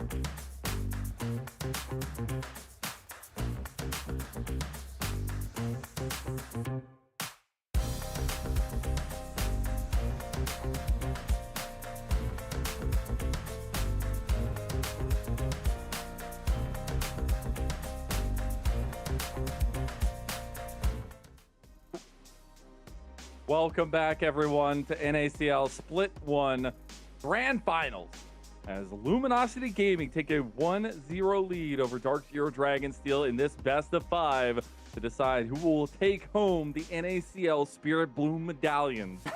As an incredible game, number 1 from LG across the table, Kelsey, as I'm joined by Kelsey Moser and Beatdown Boulevard. I'm Mazel. Kelsey, what'd you think? What are your thoughts? How are you feeling? I had a good time with that one. I think, like I said before, Luminosity just executed on their early game win condition. You got to see Tomio planning out for the matchup with the Vi interaction against Vladimir, which was really fun to see. There was maybe some fights that were Dragonsteel took that they almost won that they had no business winning, kind of around bot, around the first dragon. So. But otherwise, like, I think you really have to pace yourself a lot more as Dragonsteel if you're going to pick a comp like Sion Vladimir. And we just didn't see that come through as well. They were too willing to contest early objectives when the fights were not as favorable for them. And beat down. I know we were on the cast together, but there were some really clutch moments from multiple members of LG. Got to give him a special little shout out to Fake God with the interaction on the unstoppable onslaughts. That was pretty Zamudo, stopping him from joining. A big piece of the puzzle for Dark Zero Dragonsteel, but still a very dominant win from LG. Yeah, I mean, if you're asking me for a player of that game, it's definitely going to be Insanity in my opinion. Because while I definitely agree with Kelsey and how Dark Zero were a little too gung-ho on early objectives, I think there were still moments where, like you said, they're almost winning out. They were getting some of these more fights in their favor. But I think there were moments where even when things were starting to look good for them, Insanity, really clutch charm, really clutch use of the Spirit Rush. And I think a couple of those moments removed some of the few opportunities DZ had to get back into the game. Yeah, it was tough to watch at a certain point. But if you didn't get to watch it and you didn't get to catch up on it, make sure you go check out our socials and go see any of the clips that you did miss, anything along those lines. I believe they'll be spanning across the top left of your screen here pretty soon. But definitely go check that out. Give us some love and go give some shout outs on who you think was your player of the game in game number 1 potentially. But now refocusing for game number 2, Kelsey, what do you do to what bandages are you putting on Dark Zero Dragonsteel? How are you putting this team back together?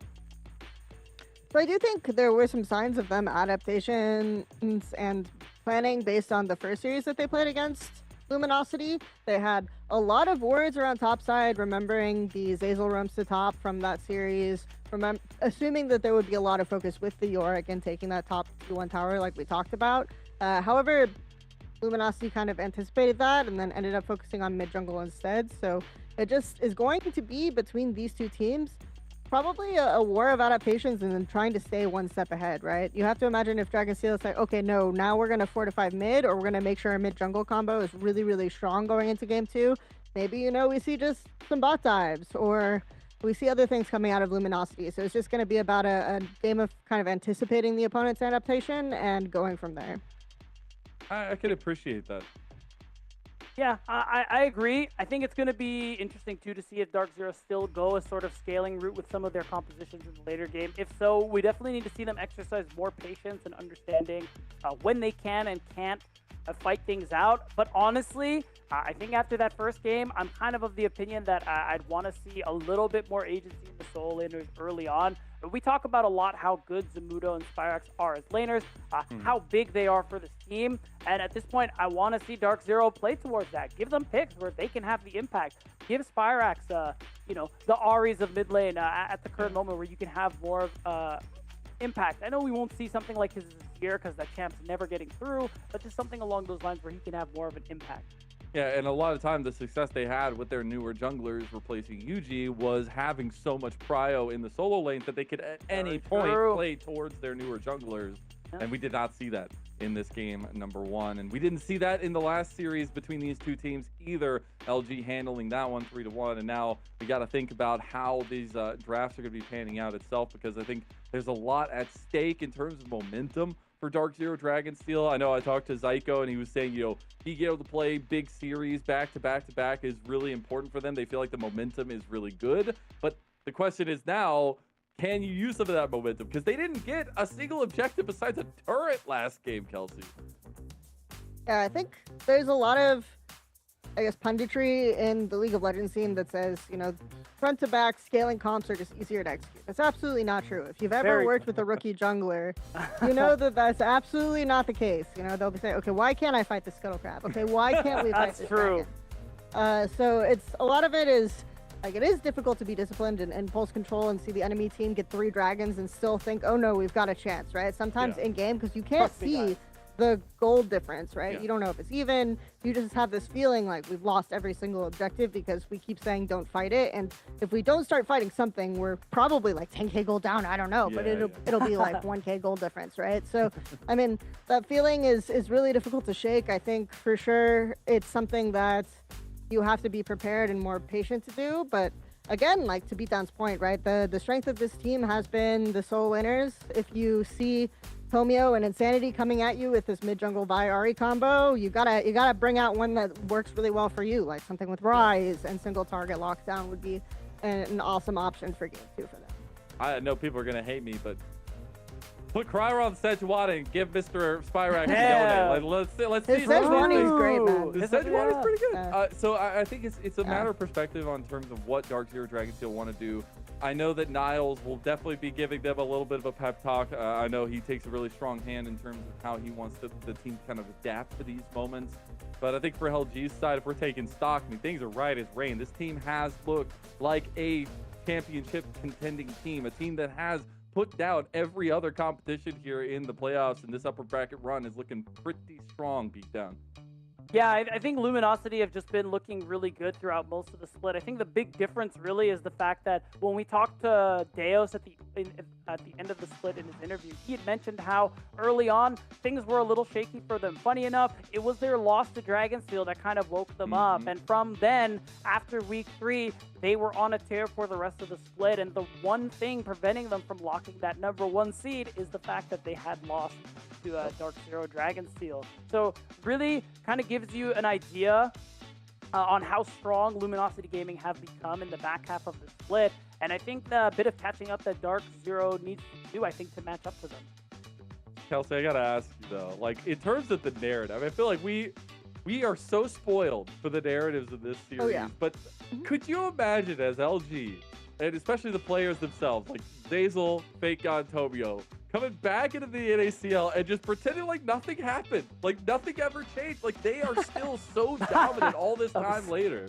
I mean, I can relate to it, right? I mean, I took a little bit of a break from my NACL watching every single game, and then I come back and it's like, oh, it's Fake God, Tomio, Zazel versus Dark Zero Dragon. Okay, it's the same. Okay, whatever. I missed nothing. It's fine. Yeah.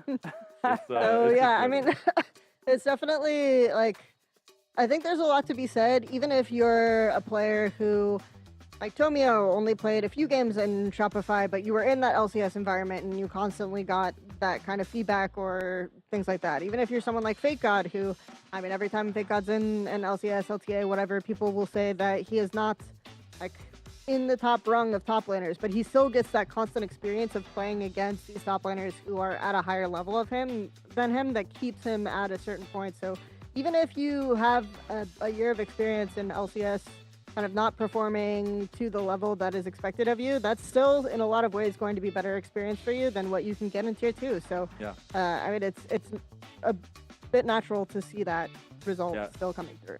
Especially now with the state of things, like that is where you get the structured setup. That is where you get the facilities and the access to training and things like that. And I think it makes such a big difference. And we talk to these people, we talk to the squad of 5, and they do have, yes, some sad memories of their LTA time and LCS time, but it's something where they learned a lot in those moments. I think it's really important to utilize that. And I think we saw a lot of that experience in how they executed their strategy in that game #1. Yeah, and I think it's really important for them to be able to use that experience, that hardship, I think, is motivation to continue growing and try to get your way back into the LTA. And also, if you as viewers want to be able to improve and grow your gameplay, you should check out our sponsor, ProGift.gg. Of course, all of the coaches on that site are either current or formerly players in the NACL or LTA North. You get one-on-one coaching from pros, great amount of experience under their belts to improve you in whatever goals you're trying to achieve. Check out the QR code. It's been pretty cool. Go check out that QR card at the bottom right. They actually will go over clips with you and like talk you through things and talk to you about what you could have done better. And it's all about a matter of perspective, but getting the perspective from some of the best in the league definitely important. So go check that out. Now we're in draft #2. Dark Zero Dragonsteel rightfully choose blue side to try to give them something to hold on to here. See all the picks that will not be available from that first game. We'll see exactly what Dark Zero Dragonsteel want to go with on their blue 1 pick. Right now they do have the Shen, the Pantheon ban, as well an LG side on red. They will ban away that Senna and Jace, Kelsey. Yep, and without buy-in rotation, we might see, and with Pantheon banned, we might be more likely to see one of my favorite champions. Oh, here it that comes. is very strong right now, the Talia. So I think that might be something that becomes a priority pick. I think in general, Nico is still available too, right? That's the thing. So maybe there's something spicy picks on either side. Luminosity are oh, do we ban it? I don't know. Yeah. They ban the Azir. No, they have to ban the Azir. I feel like if the Azir makes it through, that's an easy game for Spyrax. Oh, No home. Yeah. Oh, and we're wow. not going. Okay, Lucian's available too, so this might be like a Lucian Lucian Delio, maybe? Nico trade. Could be. Yeah. We'll see. I mean, as mentioned, Nico's still up and available. I'm trying to think what else is up in terms of bot. I mean, a lot of the usual stuff here. I mean, since you know what's bot, it could be an early Tristana pick there for tactical. I mean, Misfortune is the more boring but He's consistent gonna save decision, that one, so you know? yeah, true. It's later on. He's gonna make them forget Yeah. about it, and then he's gonna lock it in. He's like, at some point, Spyrax might get his ear. I have to keep my Tristana just in case. Okay, true. I'm Yeah, very interested yeah, in the fair bot lane enough. 2v2, Kelsey. It's definitely something where Dark Zero Dragon Steel are trying to lean into winning that 2v2 and trying to stay instead of trying to stay stable and keep away from tactical. Yeah, and again, we don't see the Nico come out as a trade, and the Gwen also open. So this is a game so far where a lot of the picks that were banned at game 1 are actually open here. So I think the Gwen is saying kind of to what Beatdown asked for, which is more agency for the solo lanes, right? So definitely seeing that one here. Yeah, it makes a lot of sense. I mean, it's been a big pick for Zamudo. He's the only one in the league who goes for a bit of a different build, very burst-oriented, and it really does quite a number on the carries of the opposing team. I think the Braum is an interesting one. We were expecting the Milio, but kind of fits this archetype of defense, anti-dive, making it really hard for this Nautilus to really get any meaningful work done between the Hallowed Mist and, of course, the Unbreakable Wall. I gotta say though, there's one thing that LG have changed in this game.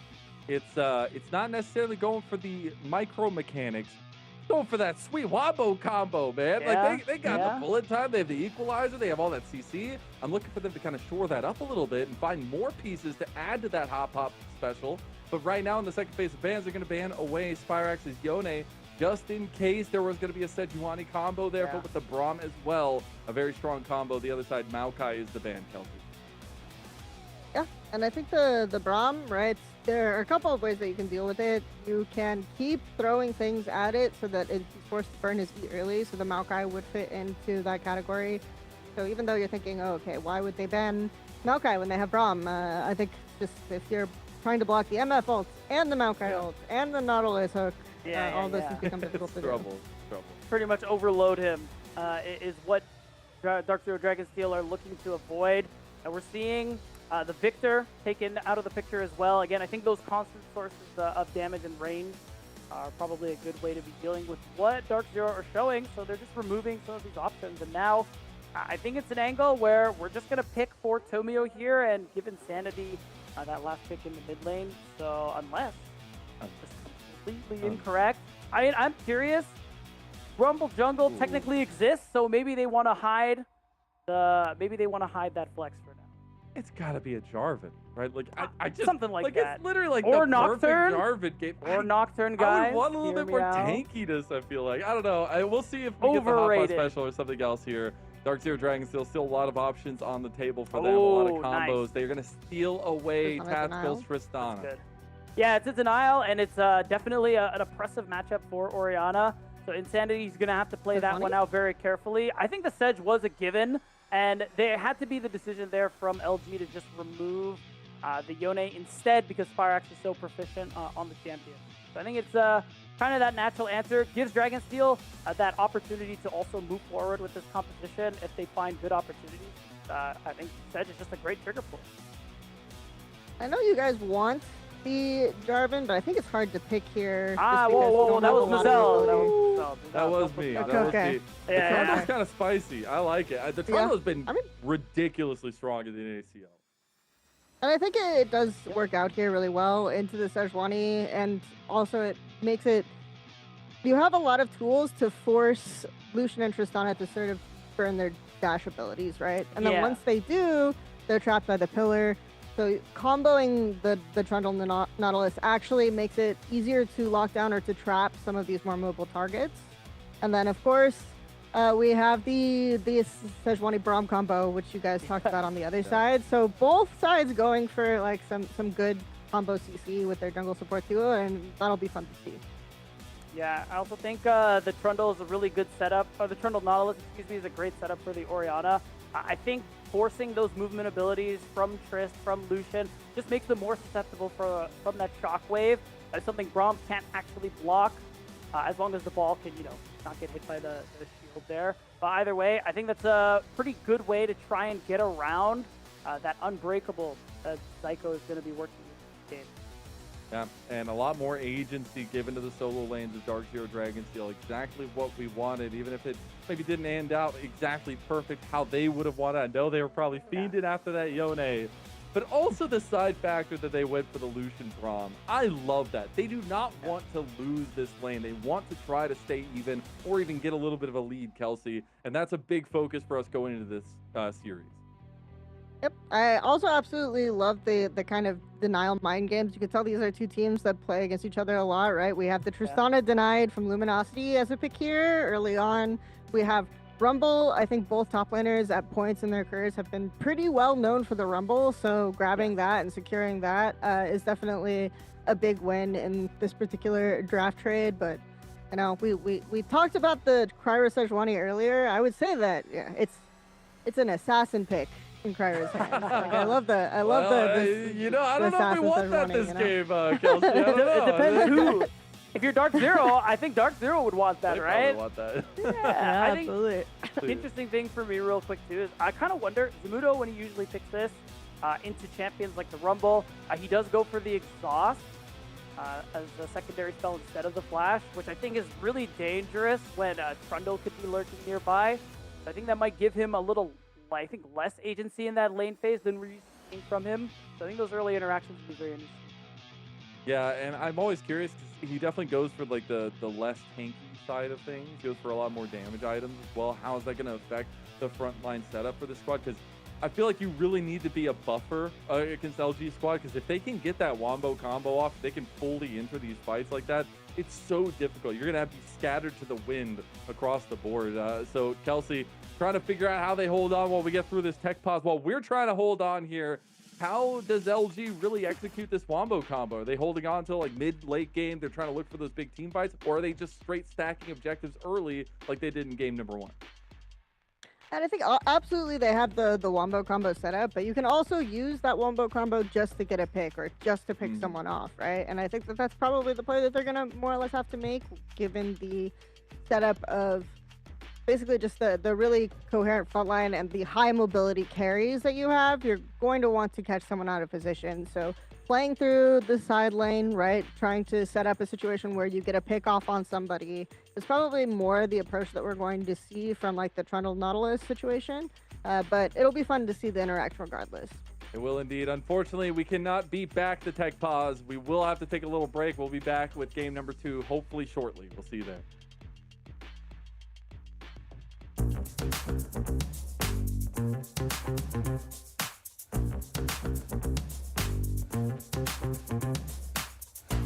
I believe my favorite season was season 10, because that's the first season I hit Challenger, and that's where I like decided I wanted to go pro in the LoL history. I gotta say my twin brother, General Sniper. I think he's up there for sure. He's the best and the best looking and the best player, in my opinion. Good question. I'm not sure I have a favorite season. I really like the release of the new map, but like 2 seasons ago when they remade the walls and all, like I thought that was really nice, and I wish it did do that more in the future. Like I think they're planning to, but I think that was really refreshing to have the map change like that. I really enjoyed it. It's hard for me not to pick the ones where I had the most success as a player, so I would probably say season 8 and 9. That was like peak League of Legends for me, but it could even go as far back as like season 2. Pretty much any season where I think like 80 carries are really fun, that's gonna be my favorite. So season 8 and 9, I think it was a pretty fun time to play to carry. Oh, it was the Damon versus EDG finals. I don't know which season it was, World's final, and I think I liked the season a lot. Because I think it was season 10, season 9. I don't even know, but you could play different styles of champs on jungle. You could play like carry champs and tank junglers. For the most fun, it was for sure like season 8 or 9, because during that time there were a couple builds and champs that I really liked. For example, like Manimmune Kaisa with the old Nashor's Tooth, and rage play was so good and so broken.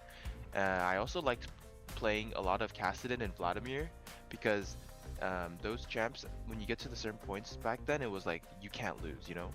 So like there was a period in my time in Season 9 where I was like a Vlad Kassadin 2-trick, just playing the mid lane and just, you know, trying to win every game through late game.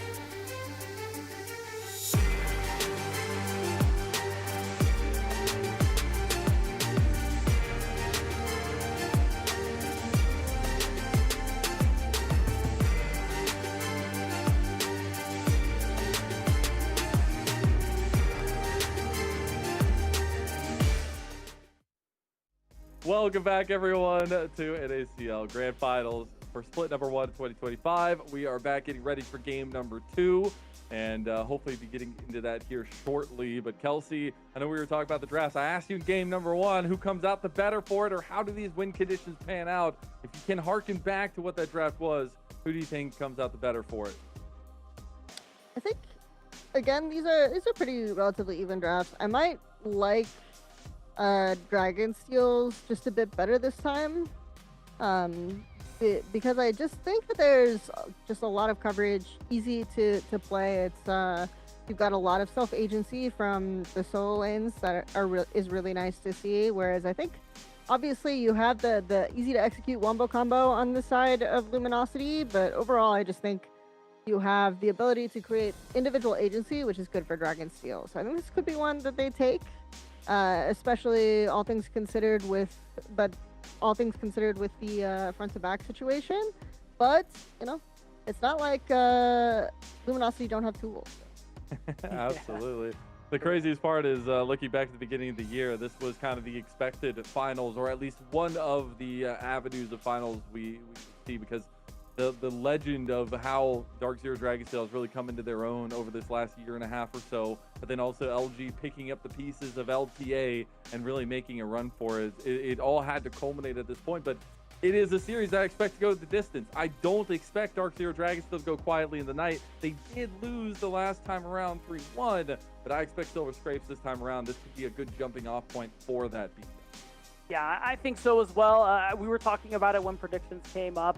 I think we all agree that this was going to be a closer matchup. I think game 1 was, I'm not going to say a fluke necessarily. It was just more a mistake of execution based on the draft Dragon Steel was working with. But now they're playing more of what we want. They're giving agency to their solo laners. They have more tools to play out these lane phases. And in fact, they're going to have Cryo in at least 2 of their 3 lanes. So it's going to give Cryo a lot of opportunities to be able to make the magic happen, as I think Kelsey said earlier, but it also opens up opportunities, I think, for Tomio, which I'm most interested in, because he's playing the Trundle, even with movement abilities. I think if he times it right, he can get a lot of value from that Pillar of Ice, and he has a lot of opportunity to make his laners' life easier, because of course they will be pushing. His opponent's laners will be pushing. I gotta say, Tomio's been on a tear, Kelsey. Like, I don't know what fueled this man. He's so happy-go-lucky, but he's been playing carries again. It's been years, it feels like, that we've seen proficient carry play from him. And we're getting some differentiation in terms of what he's providing for the team. I think it might be a little bit of a renaissance for Tomio. Maybe it's the pro diff, you know? When you take some time to coach, you see flaws and mistakes in your own play, and you become stronger for it. So there you go. It's just a pro diff, I guess. But Kelsey, we're going to bid you adieu. We're going to be getting into game number 2. We'll check with you after the game, going into game number 3, get your breakdown. But now is the time that Dark Zero Dragon Steel need to pull it out. Get that gumption, get whatever you need, put it in a bag, pack it, put it on your back, and get into this game. Get into this series, because this is the grand finals. Game number 2 between Dark Zero Dragonsteel and Luminosity Gaming kicking off now. Again, what I've dubbed the GOATs of the past versus the GOATs of the next generation. Right now, the GOATs of the past, who were in the LTA when Dark Zero Dragonsteel had some of their great runs last year, are back. Show the young kids how it's done, Mazel. And I think they did exactly that into game one. And already, using that level 1 power of the Braum, trying to do a little bit of that here in the opening of game 2. It's just so crazy to think that while Dark Zero Dragonsteel, then Maryville University, then Dragonsteel, all these names before, right? They while they were building this legacy that we know so strongly now, right? Like this is the top performing organization in NACL. This has been an incredible rise from the collegiate powerhouse.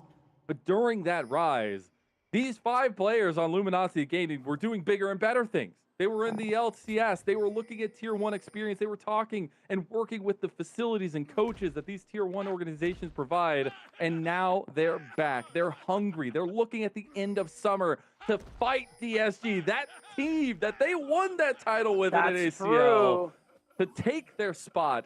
And these 5 players have put up a hell of a split number 1. Sure have. And now, put up a hell of a game 1 as well, Mazel. 3-1 the last time these two teams met, but Dark Zero Dragonsteel bring out Kryra, so this time around things could get a little more interesting. The spot lane that we've been highlighting is also going to be really spicy here, especially with this Lucian Braum that we really don't see much of at all these last couple of years. But it's about that control here over this side of the map. It is indeed. We saw what that prio gained for LG last time around. It's going to be heavily contested here. Try to get that level 2 mark. Zyko with very low health. Level 2 will be secured at the same time for both sides. Get the lollipop hook on a Zyko. Gonna pop the unbreakable. Tactical not gonna go forward. Was just looking for those love taps, but they're still gonna be prio gained by LG. Really nicely done by Zazel to throw that hook, position himself so that a minion would block the Winter's Bite. Makes it so that the trade back is essentially non-existent. So that fight for prio is going to go the way of Tactical and Zazel for the moment here. As mid lane, it's about going where we expect it to. I think a lot of opportunities in this early game are going to be here for both of these junglers to be able to try and affect these lane matchups, especially the emergence of this Trundle pick that's popped up lately. Really curious at what kind of impact Tomio is going to have for sure. But I do love Spyrax playing aggressive on Insanity, trying to get this lane prio for him. And the big adaptation that we have mentioned was that the solo laners will have a lot more agency in this game. Kryra still needing to play between them, but at this point, maybe needing to go try to bail out bot lane a little bit. The pressure is getting heavy down there for DZ. Yeah, though, Kryra path the other way, though, so for the moment, he's not going to be able to help. It's really about can his solo laners help him fight for this top crab, and I think Tomio is actually choosing to just walk through the mid lane instead. Just wow. Get the rocket jump out. Kind of surprising. I don't think he was in any danger. Maybe he doesn't want to drop any health. Yeah. The slow from the pillar is nuts. I'm looking for Tomio. I mean, he was using it a little bit zealous there, but he's definitely waiting to try to bait out the rocket jump and stop it in its tracks with no Z axis there. As we'll see now, moving around this bot side, we'll just get the back off both jungle. Top gank. Stop. He's seen. Fake God realizes maybe a little bit too late. The harpoon gonna sink in. The exhaust ticks down. The flash gonna come out, but that's not gonna be nearly enough. And Fake God looking to go down. Can he get out? He got the speed boost, and that's a superhero right there. That's Rumble, baby. Fake God getting away from the first gank. He lives with 80 HP, so the gank isn't gonna be able to actually succeed. Toss Zamudo's exhaust as well. Fake God won't have flash, so it does give Kryra something for his troubles as long as he revisits that gank in these next couple of minutes there. But still nicely done by Fake God to keep the fight.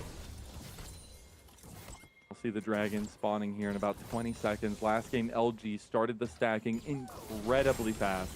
On red side, definitely a little bit more tricky to do so. Insanity gonna get taken down to about half health. Level 6 is gonna be close for both sides. That's where Spyrax will have to be very wary that Insanity actually comes online with the shockwave. But right now, prio is there for Dark Zero Dragonsteel.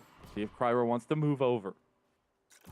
Yeah, I think for the moment, not a whole lot is going to be done with it. Really, my eyes are on this first dragon. Now we're seeing a bit more I think response and pressure here from the bot lane of Dark Zero Dragonsteel. It's worth noting too, Tactical is playing the farming game here with the Cull, whereas Sajid does have that double longsword. So those combat stats could make a difference, especially if Kryra ends up getting involved here, which you can see the path that he's taking. It only leads to one place, Mazel. It's a gank. Look at this. Look at this. Yeah, he's got the long flank. LG have no idea. They maybe now realize that the step up is coming. He's not seen just yet. Tactical is going to try to run away, but the concussive blows, they should strike true. The instinct wins. Getting the pull back, though. Bullet tie or bullet rain at least, and they get first blood for LG. As they will try to get a little bit of a trade back there. It will end up being the double kill for Kryra and maybe starting the Sejuani win con. Yeah, it does accelerate this Sedge. Does mean that he's going to get tankier faster. I will say, I don't know if I like that tactical flash to secure that first blood. I don't know if people are remembering, but it's actually not worth extra gold anymore. So not a whole lot of value really gained. We'll see again if there was a chance of him getting out. The mental dip, all right? I mean, if I'm Sajid, there's really zero mental difference. I'm like, wow, this guy really just flashed on me? Okay. But, I mean, given the positioning, doesn't look like he actually would have been able to escape, so I take it back. It's fine. It's a really good advantage for Dark Zero Dragonsteel, especially for Kryra. Be able to be a little bit more confident in moves around the map and also putting down this bot lane 2v2 definitely wants to be ahead for LG. Now off the back of that, LG are going to try to take this dragon. Meanwhile, Kryra is moving across from mid. They might be able to contest this one. It does not go down very quickly. Sajed will be a little bit late to the move and seen. Engage goes on to Zyko. Zyko loses all of his health. Not even the Unbreakable can be stopped in its tracks. And there you go. It's going to be the dragon over to LG. I feel like I'm watching the same movie again, Mazel. Kryra is level 5 to Tomio's level 6. And I feel like as soon as you press tab and see this happen, we should just be shouting like, guys, this is not our angle. This is not our move. Let's just go back to farming it up. But I'm seeing more of that same mistakes from a previous game where we're fighting things we really don't have to do, and we're punished for it. Punished. Thinks deep. I love that combo. Zazel getting the hook and then the pillar coming down behind it, being really impossible to walk out of. Now Zyko, he's right back in action. He's down a level. Bullet time out there. Zyko just baited that fight, and now Zazel, he's going to look for the counter engage, but Kryra coming down will end up crossing over. Sajed trying to get the kill into Zazel now. Kryra is going to pop the Glacial Prison a little bit late, but the culling comes in, and the feats of warfare have been secured for Dark Zero Dragonsteel. Yeah, really nicely done there. Kryra getting more attention, having more positive impact on the spot side of the map is what I really like to see here, making use of that level 6. And it's going to be able to secure a kill for the Lucian as well. So really nice look as Zamudo. Over top. Fake God's in trouble. The exhaust coming through. He's got the boosters, but I don't know if it's enough. Oh, he's got him. Waiting for it, and snip, snip goes your life. That superhero ain't got nothing on a little girl with scissors. Zamudo, the most valuable prospect. That's right. Really nicely done there. Solo Bolo coming through here and taking advantage again of that flash timer. Still being down. Going to be able to allow Zamudo to get the kill. We can see again, he's going for that build. That Lichbane first item. And unfortunately... Oh, he lives. He's fine. All he had to do was dash. Yeah. Easy peasy. Who needs flash? Overrated summoner spell. Am I right, guys? Yeah. That's what Zamudo says. Yeah. So I props to him for dodging that gank, and I think Kryra, for the most part, has had a lot more positive impact in this early game. Kelsey was really excited about his Sejuani, and for good reason. Dude is good at the champion, and I think it really shows with, despite that dragon fight being one I don't like, in terms of lane ganks, assisting his team, Kryra's done a really good job this year. LG are just willing to go into the meat grinder here. They have not stopped fighting a moment. They are the grinder. Zyko has not hit level 6 still, and he will flash. Instantly flash response by Tomio. Now Tomio's looking for an angle. He wants to get on the Spyrax. Spyrax waiting for his rocket jump back. He's putting damage into Tomio now, but Insanity's walking straight up to him. Spyrax dodging beautifully. Kryra's going to have to flash out as well. Dark Zero Dragonsteel pushed to the brink, but they hand strong at least back to LG in terms of a fight. That last grub is still there and could be all three going to DZ. So that's going to still be pretty positive for Dark Zero just because of the fact that, I mean, Zamudo, he's already solo killing Fake God. This champion only gets more difficult to deal with later on. So this is going to make this Gwen that incredible split push menace on top of already being a good team fighter. So something that they can take advantage of later on. Insanity's in trouble. He stepped forward. He wants to try to get some good damage with the command attack there. Won't end up finding it. Does get a little bit of a buffering there from Spyrax in the mid lane. He's going to be back and forth there, but now it is still LG looking to be proactive on the map. We still have about a minute and 45 seconds till that next dragon, but they're looking to get stacking going. Yeah, I mean, I will say, I think I'm liking Dark Zero's chances a little better going into this next dragon. Not only does everyone have their ult available to them, but again, because Tactical had that focus on the call on the tier 2 boots, he's really lacking in terms of AD at the moment compared to Sajed, who's finished the Essence Reaver. So I think this is that moment for Dark Zero to get that neutral objective, halt the dragon stacking, and make it so that it's not as simple as that for LG to play for Soul. It's a really big spike for Lucian, and paired up with Zyko, who will have level 6 now as well. Yes. At least getting there.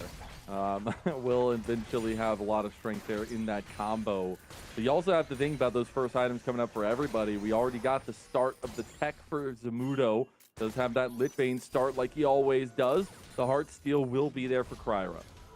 Yeah, so already, Sejuani is going to be stacking and continuously growing that health. And I think the fact that we have this lane swap probably tells me that we're not really interested in fighting for this dragon. That Essence Reaver spike, man, it hits hard. I will say, those steel caps definitely make that go down a little easier for Tactical. I think it would be so much worse if he didn't have those boots, actually. But yeah, again, focus on Dragon for a Dark Zero Dragon Steel. Tomio has hit the Trinity Force. That's huge. And because he's syncing up with Basil right now, I think Kryra's in trouble. Oh, yeah, Kryra, he's trying to dodge out of anything he can. Those Spyrax is going to move over. I don't think they can kill him fast enough. They're going to try to get rid of him early before the Dragon Equalizer on top of it. A fake out from the distance makes the difference, and Psycho falls to Tomio. Gets a couple and goes right back to the Dragon. And that's another Dre. Kryra, unfortunately, caught lacking by himself, while Zazel and Tomio have been synced up the whole time. I think something they do really well as a team. I mean, we talk about Tactical and Sajed for good reason, but I think we got to give a lot of props to Zazel. And no matter what team this guy is on, he's always such an intelligent player. He's always a big contributor to cross-map plays, synced up with whoever he's playing with really nicely. And this split, it's been Tomio, just like it was in 2023. Crazy to think, man. He used to have the roaming Tomio Death Squad where he played Lilia and everybody follow him and he just run around the map with Graves too to carry all the time. Now he's finding a little bit of carry here on the Trundle into the Sejuani matchup. And just really good decision making. Again, that's been the theme all day so far from LG, is their quick and decisive decision making has been lethal towards Dark Zero Dragonsteel, but taking base a little bit of what's going on in the map, those first item spikes are really big. There still is a lot of that scaling win condition for Dark Zero Dragonsteel, even though they did opt into more agency in the earlier part. Yeah, especially when you think about Tristana, 3-4 items is just a disgusting creature and something to be feared. Even Lucian, I think, is really strong later, but I think scales best when the Emilio is in the game. But I think Sajid will still be able to offer a lot of burst if he goes for something like the RFC, compare a combo with the culling. I think there's options for some burst damage later on there as well. And of course, there's Zamudo on the Quen, who, again, he just continues to be scary. He's already sitting on that Lich Bane, and not something we see on any other top laner playing this champion so far in the league, or really anywhere. I'm pretty sure he got this from a one-trick who plays on EU West, and I don't know why. That will always be funny to me, especially because it works so well. It does. We have seen him lose on it before. Doesn't have nearly the survivability that the other build has, and I think against this composition can be pretty difficult to navigate. But that's why he's the most valuable prospect. That's why we have a lot of belief in what he can put down on the Rift. He has been dominant all year long, and so has Spyrax. The left and right fist of Dark Zero Dragonsteel really need to start punching in game number 2. Lennon, I love that, by the way. Left and right, that's such a banger. Right now, unfortunately, right fist is in a little bit of trouble. Yeah, it's going to be a lot of trouble here. And unfortunately, that survivability I was talking about, not going to be there. He goes down. The TP comes out from Spyrax, but that'll be a quick kill claimed by LG. The question is, will it be another kill? Okay, he drops the pillar immediately. I thought with this next wave coming that they wanted to make another play, which I thought would have been really funny. But that's just going to give space for Dark Zero overall to let Fire collect the wave and guys? go for this Rift Herald. Okay, they're backing up. I mean, Sajid has to answer this wave. It's a pretty big one. And unfortunately, that instant move from LG, Dark Zero actually aren't able to trade with that Rift Herald. They have to let it go. Oh, that's so brutal, man. Wow. Okay, we'll see if they can move around. I mean, they don't have Zamudo just yet. They finally have the Untals there for Spyrax, but he's on bot side and doesn't have TP, so he won't even be here. The Rift Herald just gets taken in front of the noses of DZ, and Tomio will claim that one for LG. Yeah, that's a bit of a feels bad there. I think Dark Zero still have a few things to show for this early game. It is the grubs. It is going to make Zamudo split push a threat, but now we have to set our sights on this next Dragon Gazelle because LG got the first two. They're going to be able to, or they're very likely going to be able to secure that third one now that Tactical has the BT. Dark Zero, 2 oopsies, allowed those early Drakes to go down. Will there be a third one? Will the letter make it to Santa? I think we're still waiting on that. Yeah, I mean, I think they might have to write to Santa. Well, they had Santa on their team. How is the communication? Nepotism. They can't look. He can't look biased. See, this is what I'm talking about. He just doesn't have tanky. He has no sustainability. Insanity is ripping through him as the Oriana. Oh, the gonna dodge. miss out the command attack. The flash from Zazel. Fear the beard, baby. As that's gonna be Zazel. Gets picked up on the side. Tomio's gonna pop out the Rift Herald there. But worth, I guess, in the long run of things. Zamudo goes down.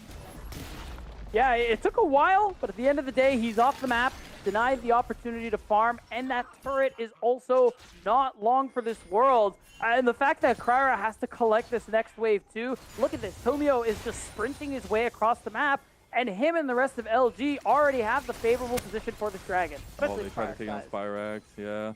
He does get a really nice rocket jump, still had the splash, did burn the Buster shot there to buy a little bit of time for himself. Still some difficulties coming through for Dark Zero Dragonsteel's team. About 1,000 gold up is LG. A lot of fighting strength in this mid game. That's really where Misfortune finds that precipice. Gonna be getting closer and closer to second item, and this could be an 18-minute soul point for LG. Holy crap, like it's gonna be so early, and they just have the superior position. Even with Sajid at 2 items, walking into this team is so difficult and dangerous. And they're not synced up as Dark Zero 2. Sajid is still behind, but the Dragons only have to engage. They're trying to fight away from Zamudo now, but they realize they can get closed down. Wow. Glacial Prison. Shockwave! Shockwave! Unbreakable! Ain't unbreakabling anything! Zamudo getting low. Wow. He's in the middle of the fight. He goes down. That's going to be Tomio going on a killing spree now. He's feeling himself. He moves forward, but gets at least a little bit of damage on him. Spyrax jumps in. Doesn't have the rocket jump now, and Insanity looking to take him down. Winner's bite goes wide. LG, they fight up way more than they can chew. Tactical try to go out on his sense to Jet, but Spyrax goes over with the rocket jump. Whoa, Tomio! The dragon! No way, and Fake God's gonna take the TP back. Fake God, and it's Tactical finding the double-double and finding the objective for LG. That was as messy as team fights come, but at the end of it, LG are going to be pretty happy with that one, evening up the kills and securing their soul point. And you can see it too, they're pushing waves into these turrets. They're going to continue to grow this lead that they're working with Mazel, and I'm really starting to get worried for Dark Zero this game. Just 2 games in a row where you're giving over soul points so early. It makes it so hard to make clean decisions on the map. And I gotta say, going into the day, one of the brightest strengths of Dark Zero Dragonsteel was their cohesion. Psycho even pointed it out to me in a message. And we have not seen that cohesion so far today on the day that it is needed most. That's right, the finalogy. Or finalogy. No, it is a finalogy. You're the right. Repeat for both teams. It is the finale of the trilogy that is Dark Zero versus LG. It's been a tough one for Dark Zero Dragonsteel. They just haven't been able to answer much of what Luminosity Gaming are working with so far in this series. Even this game, where the early game started off so much better and Cryo was finding so much success. At the end of the day, the map movement, something LG, to Kelsey's point, that they've been so good at all split long just continue to benefit them greatly.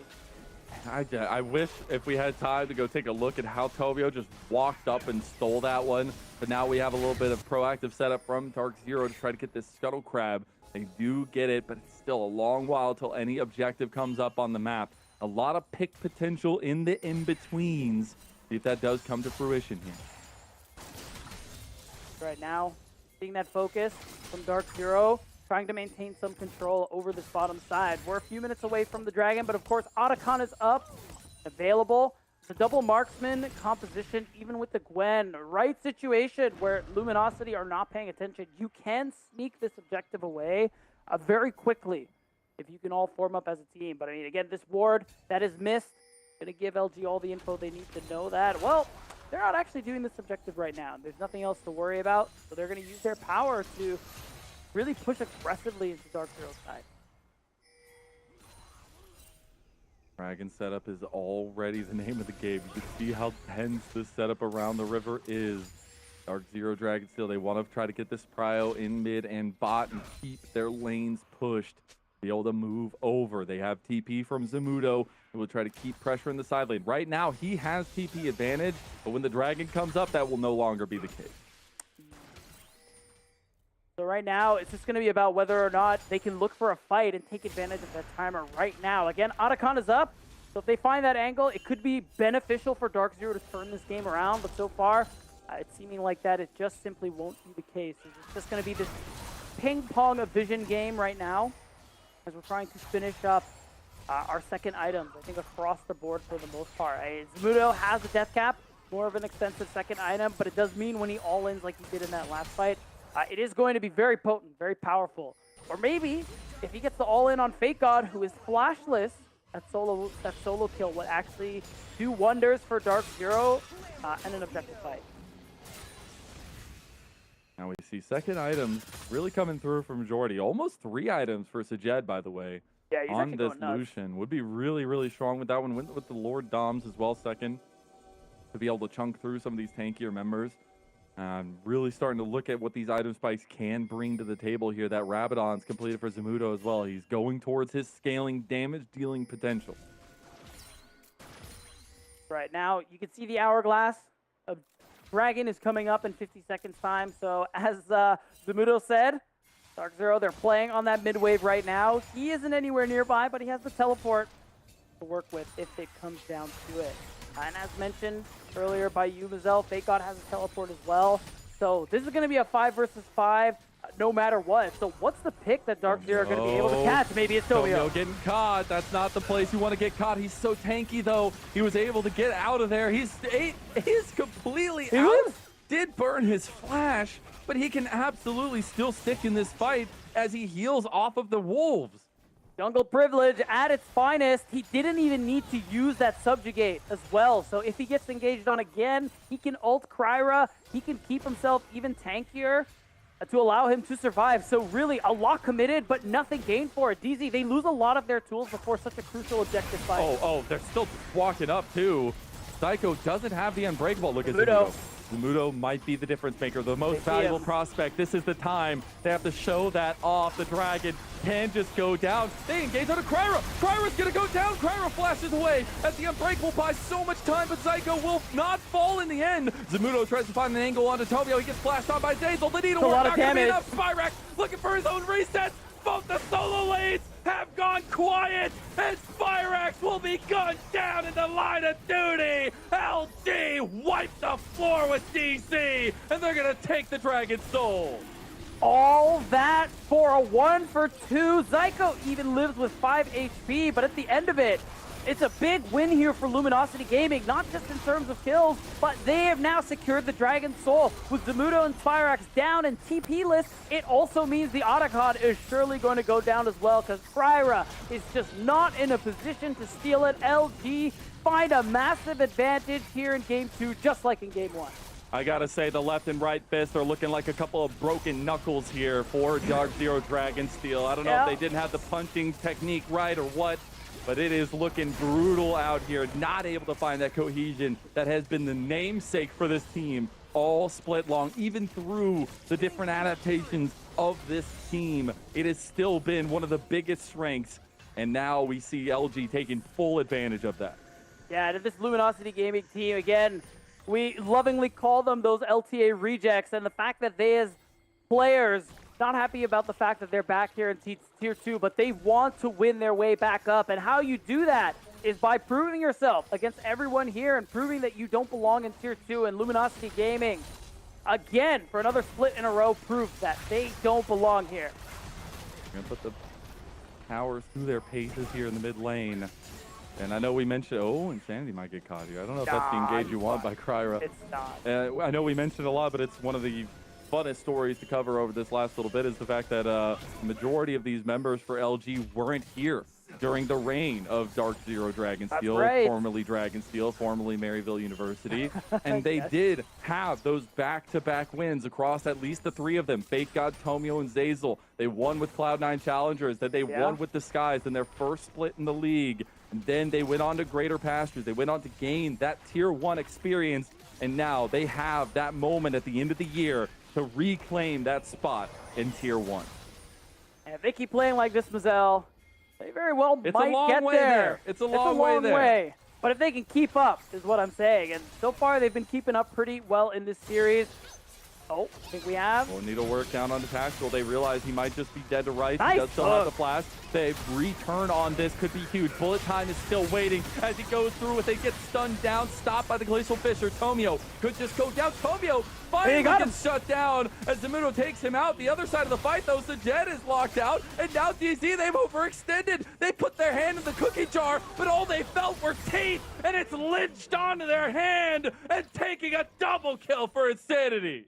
Oh, I think they're looking for a bit more. Zyko is not long for this world. Lennon, and again, they just can't do anything about this Trundle. Spirax, he's trying the hero play, but Insanity is saved by the level up too, and it's all collapsing, Mazel, as the Baron is also going to fall. It is tragic as LG fully take hold of this game, fully take hold of this series, and are 4,000 gold up in a comp that looks so damn good as time goes on. All 5 in the red screen there for DZ. That's not the feeling you want to have in grand finals, but LG, they look as dominant as ever. This team deserves these kinds of moments because they have consistently showed us this level. Right, now they have the Baron to show us as well, a big power play that they could very well use to end this game. This advantage continues to grow for them. And at this point, too, we're seeing third items start to come through. Level 16 on some members, those rank 3 ults. And I think something I hadn't mentioned earlier on is that this Chemtech Soul actually very useful for the members of LG. Not only is the healing improved from the individual Chemtech Drakes, the Soul makes you a little more durable when you go under 50% health. So I think that's also part of why it's impossible for them to kill Tomio on this Trundle. Throwing everything in the kitchen sink at him. And every fight that they can, and he's only died one time this season. Yeah, this Trundle is going kind of nuts right now. Sets up so much of the team comp as well. Stealing away all of Kryra's jungle. Continuing to put pressure onto DZ on multiple avenues. Now pushing top and mid. There is still only one objective claimed by DZ. Hopefully that doesn't become a theme of the series here as Equalizer down, and they already find double picks here. Tackle walking at them now as a double kill comes through for Insanity. They're looking to push this. They still have the Baron up for another minute and 40. How do you stop this tidal wave beatdown? That's the neat thing, Mazel. You don't. The Empowered Cannon is already hitting this Tier 3 turret. Another wave is on this way. And Tomio is escorting a wave in the mid lane. You got to imagine this is 2 inhibitors, maybe the game on the line here in this final play. LG, you're looking. One engage goes a little bit wide from Zazel, but they're going to take this inhib. They're going to move towards mid, take a second one. Tomio doing absolute work. No, they want to go for the end. Oh, LG yeah. smell blood in the water. They want that crown. They want to go up to match point. They're going to try to take Spirax down. He's gone. Everyone's gone. And DZ, they will be pushed to the brink already. 2 games in, they still have the minions, they still have the push, they still have the damage. Now they just want kills. It's greedy, but you love to see it. As Tactical finds a flank, it's all about the game win, and it's all about showing your stuff for LG. Game 2 whole-handedly to Luminosity Gaming. And that's match point as well. Luminosity Gaming now 1 game away from not only being our Split 1 champions, but from a sweep. Mazel, 2 very convincing games from this incredibly skilled and experienced roster. And it really makes you worry about Dark Zero Dragonsteel in that 3rd one. They didn't get a single turret beat down. As a Tristana team, as a Gwyn That's crazy. team, they didn't get a single turret. They have now gone 2 games, only getting a single objective. The first one, it was 1 turret. The second one, it was just the grubs. Like, this is not the DZ that we've seen all split long. I know we've seen fluctuations in the roster, but in the moment that it matters most, LG have come up huge and found so much dominance in the first 2 games. And I really think more than anything, it's less of an indictment on Dark Zero and more really just speaks to how good of a team Luminosity Gaming is, how flexible they are to be able to play the map the way that they do, play multiple styles of draft as well, all to great success. And even in this pressured situation in the finals, to be able to play so skillfully and so dominantly. Indeed, the last series for Dark Zero Dragonsteel went the distance. This one's starting off a little bit topsy-turvy. We'll see if they can turn it around for game number 3. We'll be back with Kelsey Moser after a short break. Supernova's bot lane has been a shining light for their team, led by Rhino's strong laning and teamfight engages. Want to learn how he does it? Schedule a one-on-one coaching session with Rhino today at prodiff.gg. He will personally analyze your gameplay with you and describe exactly what you need to do to improve. Accelerate your rank climb and book with confidence. Prodiff only features coaches who have played in the NACL or LTA. Check out prodiff.gg today.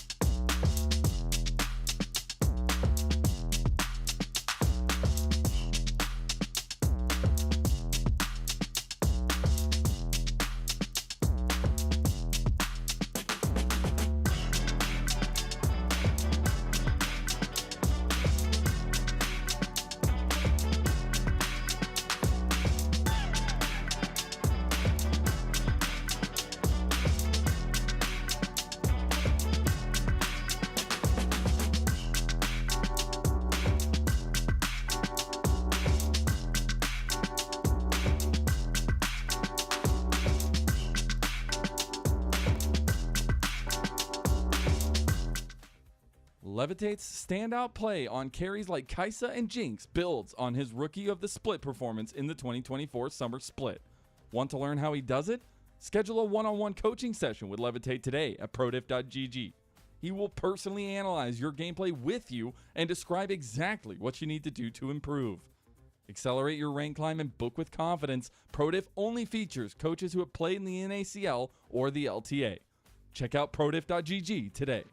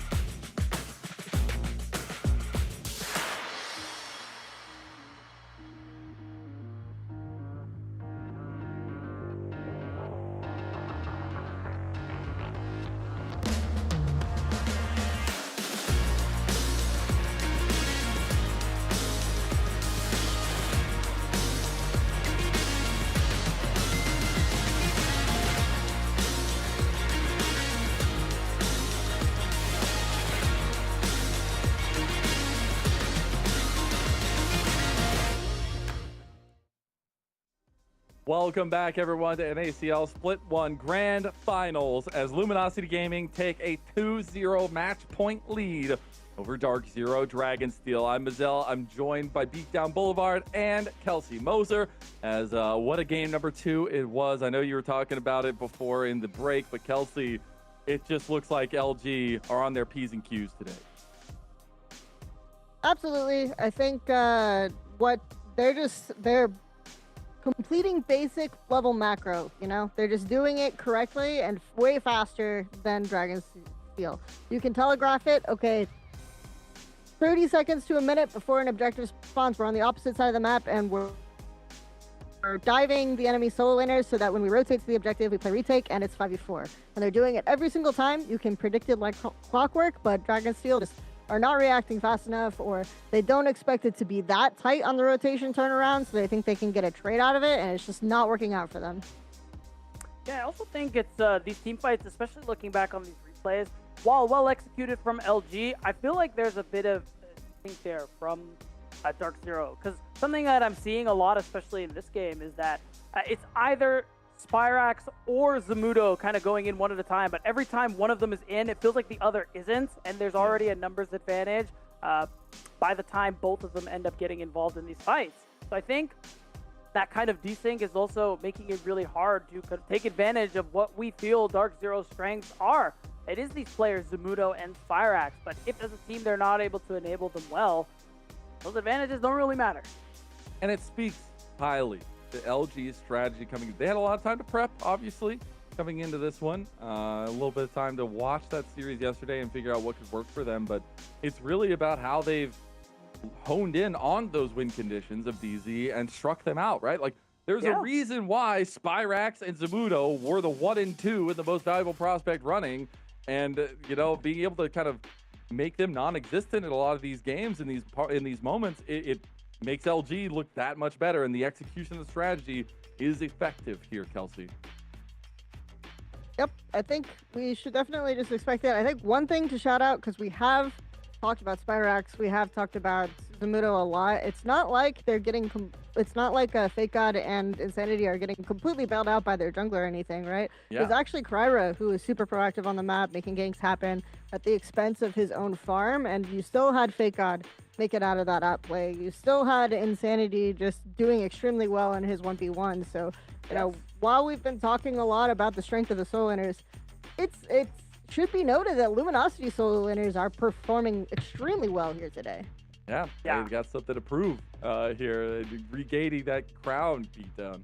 I think they've already proved it, to be honest. Just with these last few games, it's been, especially from Insanity in the mid lane, not just looking at his damage numbers right now, but like Kelsey said, how he's playing out these team fights. I think the Ahri was exceptional from him in game 1, and it's really just proving that whatever you put him on, he's going to be able to perform massively, along with everybody, top to bottom, on the side of Luminosity.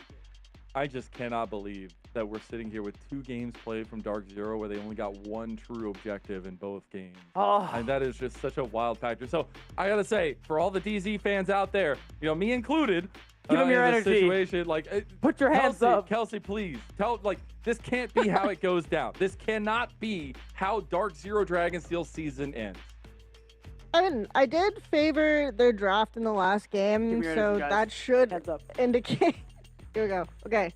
That should indicate that they blew kind of a good chance, but I also think up until the Trundle pick, right, they had a draft advantage, and the Trundle pick definitely threw a bit of a spanner in the works. The Trundle pick, Trundle Nautilus setup was a really good call by them, so it wasn't like the draft was insanely one-sided. If we can pull out a blue side game again and have a really strong draft going into it, right, then we have an option of, oh, I have an extremely lopsided draft, I get some confidence back from my players, and we're just steamrolling into game 4 with a reverse sweep angle. You're really hoping for the Azir. You really want to let funny, the I Azir thought through. They forget to ban it, you know? They forget to ban it. Just lose your minds a little bit, you know? It's fine. Happens. Maybe they get cocky. Yeah. I think it's interestingly enough, though, because I think you can't overstate the story of both these teams. Obviously, Dark Zero Dragonsteel, I mean, they literally just won CLOL. It's a lot to go back to back, but Zyko was saying that, you know, viewed it as a benefit to play all these games, to have all this momentum going into it, and that momentum has been stopped completely short. And LG are thriving. They're living up to those expectations we set for this team, full of experience and that tier 1 experience to boot at the beginning of the split, Kelsey.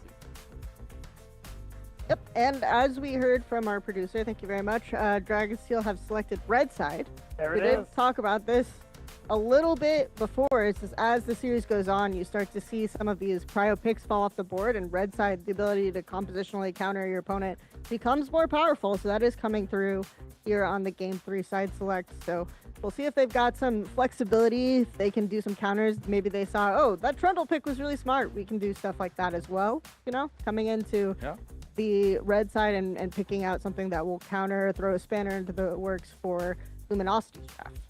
Gotta find something, and as we crest over into game number 3, this has to be the Exodia draft from Dark Zero Dragonsteel. They have the hope of pushing this series any further. Last time these two teams met here in the playoffs in the upper bracket, it was a 3-1 victory for LG. See if they can clean that up a little bit, or if DZ push us that distance. There's going to be the Azir ban from that red side, as well as that Pantheon ban from at least DZ. From Luminosity Gaming, they're going to ban away the Senna, Ivern, and the Yone. Bit of some ball knowledge there, banning away the Ivern away from Kryra, much to Kelsey's chagrin, I'm sure. But at this point, yeah, I kind of, while I agree, red side being a little more valuable later on, I kind of expected it more of a game 4, game 5 angle for Fearless. But I think with how things have been going for Dark Zero, getting the strongest draft that you can is going to end up being really valuable, considering how LG are kind of outplaying you top to bottom on the map here. So yeah, comfort picks like the Rise for Spyrax that have been huge for the playoffs, I think, are really valuable. I saw the Nico guys. The Nico's it is a game good. breaker, I'm just bro. covering mine. I'm covering it with my hand. I don't see it. It's not real. They can't have let it through. It's impossible. They can't. It's impossible. It can't. They can't have let it through. This has never happened. Zazels? No, there's no way. No, never that. The Rise, though, I love to point out to that. I think it is one of the stronger picks. It was banned away by LG against earlier in the series as well. The Alistar also being a consistent pick for Zyko, something that he'd feel very confident and comfortable in taking a lot of these engages that he needs to be able to take for this team. Wow. Oh, I really like the rain. Yeah, exactly. You're immediately like, you see Range Rise. escalation. Let's go. That's literally, you said that yesterday, very right? quickly. Yeah, I mean, that's how it goes. And this kind of feels bad, too, as like Rise, Alistar. Now, at this point, they can just hand out, keep you way at a distance where you're never going to be able to press your buttons. I love a Jhin, just like anybody else. I gotta say. Feels not great here. I'm not gonna lie. We'll see. You still have range. But it does give them adaptation, right? Or the ability to kind of answer, but in lane. They still have the counter pick available, though. No, they don't. Never mind. They picked Alistar. I mean, me when I lie. Alistar, Jhin into Caitlyn, Nico. I don't know about that one. Never mind. Yeah. The Alistar continue player, on as you were, The soldier. Jhin Caitlyn, it can go both ways. Like, it's very fluctuating in terms of who gets damage in when. But yeah, the Nico and Alistar, that just sucks. I'm sorry. Like, Zyko is not going to have fun until he gets out of lane and hopefully finds that impact. But in the second phase, we already have that jungle focus by DZ, the Wukong, and the Poppy, as well as the jungle focus from LG, taking away Kryra Zac and the Nefiri. Oh, so I think the Jarvan would be pretty good, especially when you're looking at a champ like the Hui. Oh, I forgot Maokai is still up. Never mind. Forget everything I said. Better champion locked in. It does give you, I think, some really long-range engage, which is good against poke and range. I think that Nature's Draft is going to be really valuable there.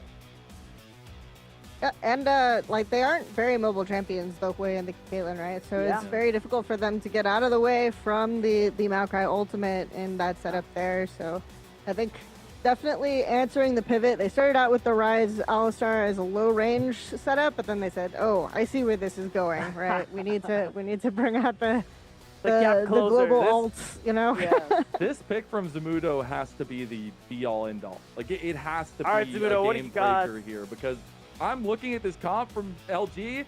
That's a hell of a comp, man. Like, look at this setup on the CC, the absolute team fight potential that this LG squad has, Kelsey. Yeah, and the Gnar coming out, that is one of the picks that sort of made Fig got a bit famous in the tier 2, but the Mbessa, it'll be potentially a spicy matchup in the top lane. I don't know if that saves the situation for them, but definitely expect to see a lot of attention around that later. Kinda wondering. What's your take? I agree. I don't know if it's gonna exactly just win the game, like a pocket pick in another direction might be. But I mean, there's the angle. I think he's gonna go for the electrocute. I think once that nature's grass comes through, we'll make it really easier for that public execution to come through. And the hope is that you just blow up someone before they can do anything. You know, the real classic ADC experience. Take your hands off the keyboard. You're not playing anymore. I don't like that. You don't, but if you're playing at Bessa, it's great. Yeah, absolutely. Yeah. I gotta say, Kelsey, just really quick before we get into the game, who do you got?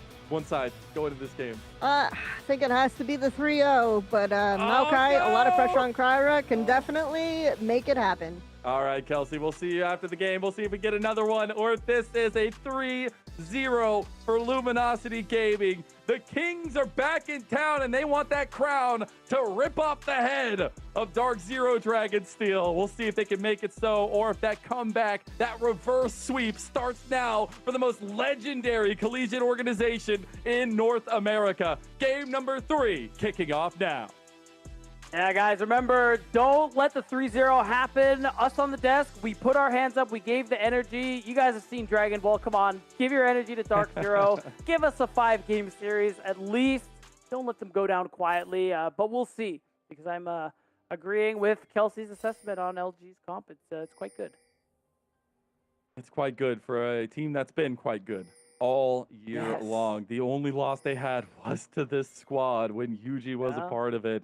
And since then, they had put down every other team in the league. It even started off by having a triumphant series against Near Airport when they were at a huge strength of their own. And now trying to culminate that story with a third title technically in a row for Fake God, Tomio, and Zazel.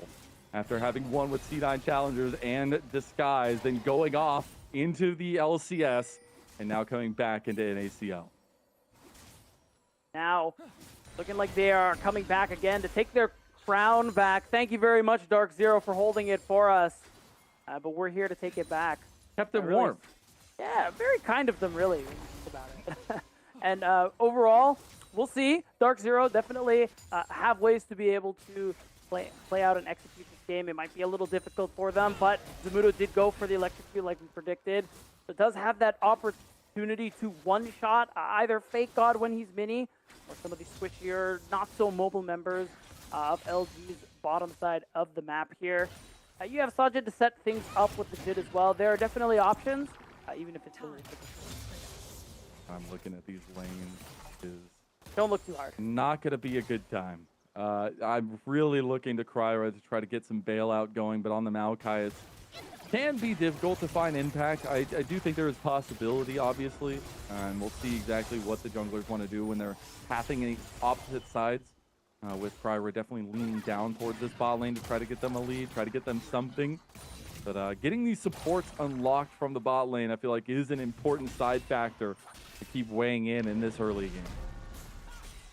It is, especially with Zyko opting into the Alistar against the Nico. Not a counter matchup at all, but it really, I think in these situations, it just comes down to comfort for Zell and picking something that you've done well on historically, something that's simple for you to play, but it does mean that with this range LG are working with, there's a lot of pressure on Kryra to be able to set it up with those Maokai ults, and Zyko to get the most value possible out of his flashes to close the distance and ensure he gets that combo. Oh my God! See ya. Spyrex with a solo! Got him! He goes down to insanity! And what a play for the mid laner of LG! It was just so clinical. It was so... God, man. Oh my God. It was no fanfare, no nothing. He just killed him, man. And that's this matchup. That feels so bad. Yeah, it's not great for Ryze, as we have just witnessed. Spyrex will have the TP, so he's at least able to still farm, interact with this wave so far, but does mean Insanity's next back is going to be delicious. And I love it because, we talk so much about the three, Fake God, Tobio, and Zazel, but you always forget that, Tactical was one of the most dominant ADCs in the LCS. as Oh, well no, as NACL when he was here. My fault. Wait. Kryra, speaking of, he goes Zealous with an invade. He might just die for it. The Flash going to be burned. Now Spyrax has to be careful because Zazel and Tomio have natured a pincer maneuver. It's Spyrax pays for his jungler's life with his own. Oh man, that's shattered mental if I've ever seen one, Mazel. I mean, that's not Spyrax's fault. I'm not gonna lie. I'm not gonna lie at all. That's what shatters the mental. That's what makes it so brutal, Mazel. And it's not a great opener here. LG already sitting at a 1K gold lead, and this way, who's already so hard to get on top of. With Dark Zero's draft save for the Maokai, is at 2-0 right now, and we gotta watch First Blood again because what if we didn't see it right the first time? You know what I'm saying? I mean, he almost killed him earlier in the lane, and unfortunately, I'm just gonna say I don't think he was in that circle for the fear, but he did get feared. No, okay, the WW for Hwei, it's kind of after, stupid. yeah. It's kind of stupid. I'm not gonna lie. It's kind of wild. Spyrax falls because of it, and now Insanity has a 2-0 lead. And if I'm starting to peg an MVP for this one, I mean, Insanity's has Spyrax's number all series long, which is not something I would have necessarily said coming into the day, let alone coming into this game 3. I'm completely aligned with you there, Mazel. I really don't think it, despite everyone from LG, I think top to bottom playing a really good series so far. I think Insanity is just standing apart with the gameplay here that we've seen from him this series so far. Everyone else, you know, they have an opportunity to make a case this game, but Insanity sitting at 2-0 at the moment. First Blood solo bolo. Looking pretty good for our boy. It is indeed.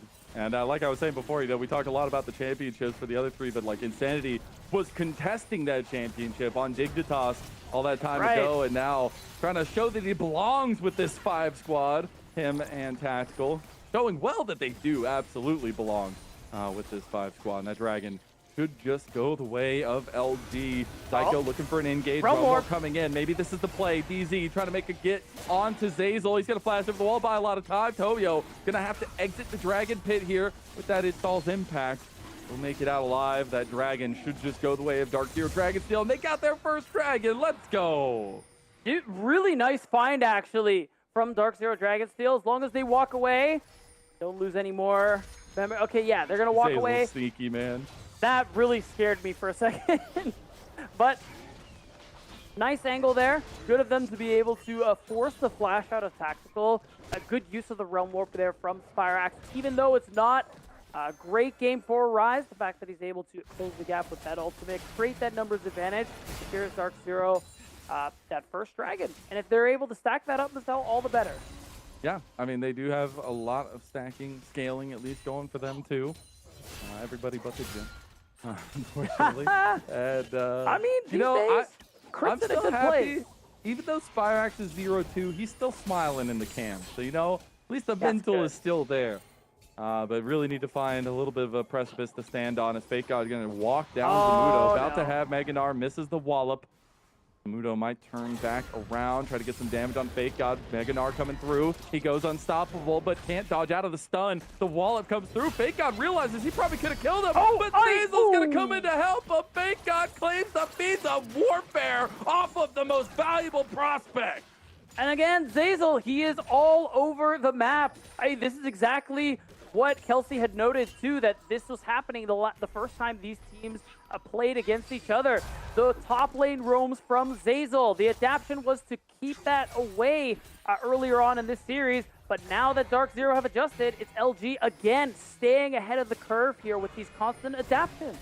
Yeah, it's a 1.5 thousand lead in the match point game, or at least the match deciding game here, and that is a lead that LG will be very happy with. They will look to take the first grubs, at least the only grubs.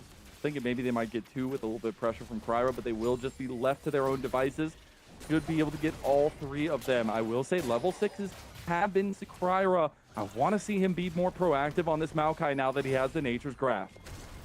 Yeah, I really hope so. Of course, the Faded Ashes should also help him clear a little bit faster as well. But right now, he is a bit of an angle where maybe he could play onto Insanity, but it doesn't look like Insanity is really giving him the opening. And Spyrax is low health too, so it might be happening again. This is so I tough, think, man. Spyrax, be very careful where you back. Okay, the Insanity gets it.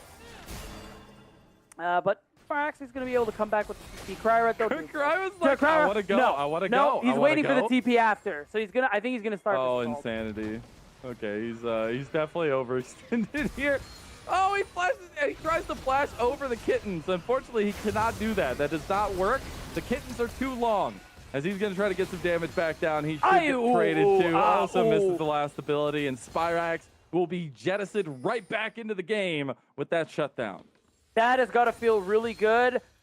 Unfortunately for Spirax, Insanity has TP, so I don't think very much turret plate action is going to go down, but maybe he can get some quickly. You said it. It catches him back up, does allow him a little bit of respite, considering the fact that he ended up dying twice earlier on in that game. It's such a big pick for Spirax to rise.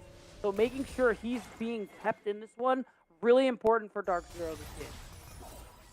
Any kind of ground to stand on, anything to keep an advantage here is going to be nice. They're keeping that lead about 1,000 gold out from them. Arm's length there, but I got to say the Caitlyn starting to get far ahead of Sajed on the Jhin. Tactical is going to be hitting that first item here. He's almost 30 CS up. Will be differentiated a little bit now that he's got some free time with the minions for Sajed.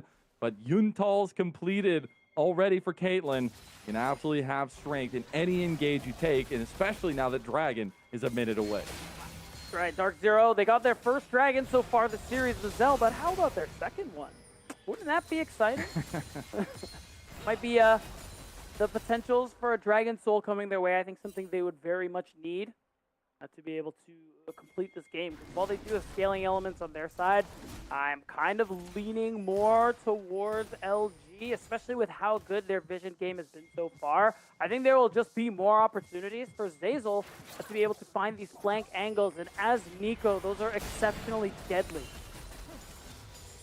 They are indeed. Any kind of flank, any kind of big Pop Blossom setup immediately into that big CC chain. That's what we set up from the draft. It's something that makes it really easy to execute the composition for LG. I think that's something we didn't necessarily talk about as much, but it's definitely an ease of execution setup for LG here, and they'll use that to go ahead and get this Dragon, tie up that objective score with DZ, and essentially get some more plates bot side for Tactical. Yeah, problem is trying to have that overload on both sides of the map really just favors LG because they got all three grubs earlier. This is a Caitlyn who loves to get these early turret plates and start to snowball. So you got to imagine that is almost guaranteed first brick for Luminosity Gaming. Yep, it's going to go down right there. Considering that and the, what is that, 30 CS lead Tactical has over Sajed. Yeah, it is a lot. So you got to imagine Tactical is going to be able to have quite a fat back. He's already sitting on the Yuntal Wild Arrows. So this Caitlyn's ahead of the game. Definitely is. Ooh, goes straight for the pickaxe, but he had over 1,000 gold in inventory after he bought the Yuntals. Actually wild, and now he'll just be even that much stronger. And I was talking about the draft, the Jhin Caitlyn, it could go, both ways if you look at it right and you turn your head sideways. I was gonna say close one eye, your ears a little close bit, the other eye. Start blinking a lot profusely. Well, right now things are not even, and I don't know if it gets better for Jhin. Unfortunately, it's just hard to put in damage with the range that LG is going to be playing with. But I still do find some saving graces in DZ's composition. I really want to see Zamudo get turned online now with this first item spike. And speaking of, we have multiple members hitting that spike. I will say, Spirax, not in the worst position. I think that shutdown was really big for him because he was able to get that Rod of Ages relatively on schedule. As long as he's able to keep farming up and get that Seraph, and Psycho, Cryra can get those big engages, they can set him up to do some pretty big damage. But it's pretty hard because getting to these objectives first is really hard. I think LG, hold on. They got the double impale there, as well as Ico going to try to find the engage. Finally, his pair is going to hit. Spirax doing some work on Insanity now.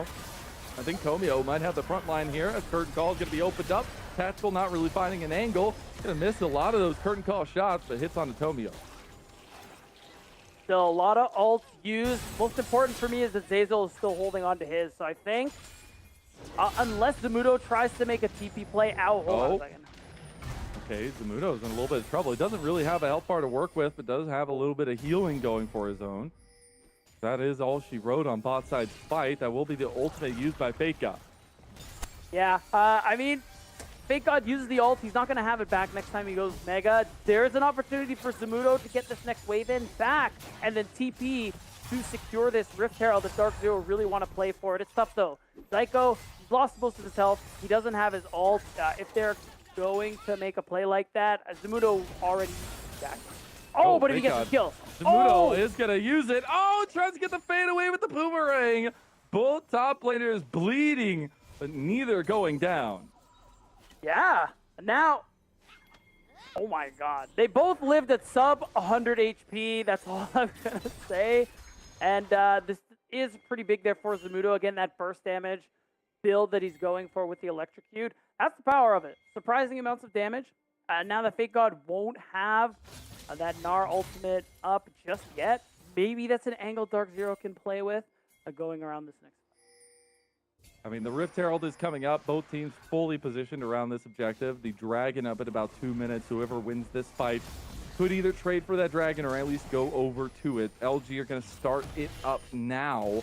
Pull it out as far as they can. Use some of the strength they have as well with that Seraph completed and evolved for Insanity. Here comes Kryra and Zyko, but they're the only ones here. Here comes the TP play. The Rift Herald is already secured by Tomio, and they are losing bodies here for DZ. Zyko overextends himself. Now he's in trouble. Pop Blossom onto the one. They get the stun CC chain that we knew they had. Zamudo, he's picking him apart. He's trying to find his entrance, but he can't find anything. All 5 alive, and that's a massive team fight win for LG.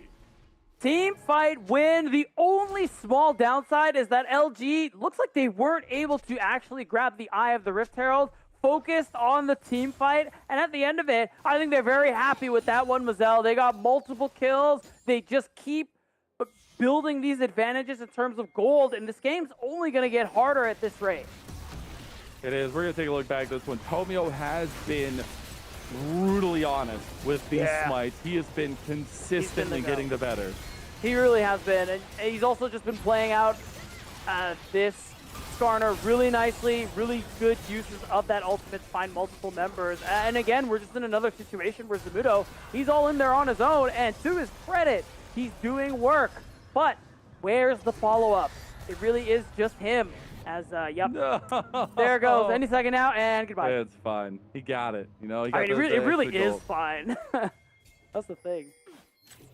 It's so crazy to think of now that we don't even have a moment to spare. I mean, a second Dragon could be big for either side. That Dragon is spawning now. It's an Ocean Soul as well. Both teams going to have their ears pricked up for that one because it's going to be important as the long term comes through. The tankiness, that survivability is going to be important in these team fights as another turret goes down in favor of LG. It is still unresponded to by Dark Zero Dragonsteel as they were trying to make a play towards topside on the Fake God, but they aren't able to, and they'll lose half of the health on the mid-tier 2.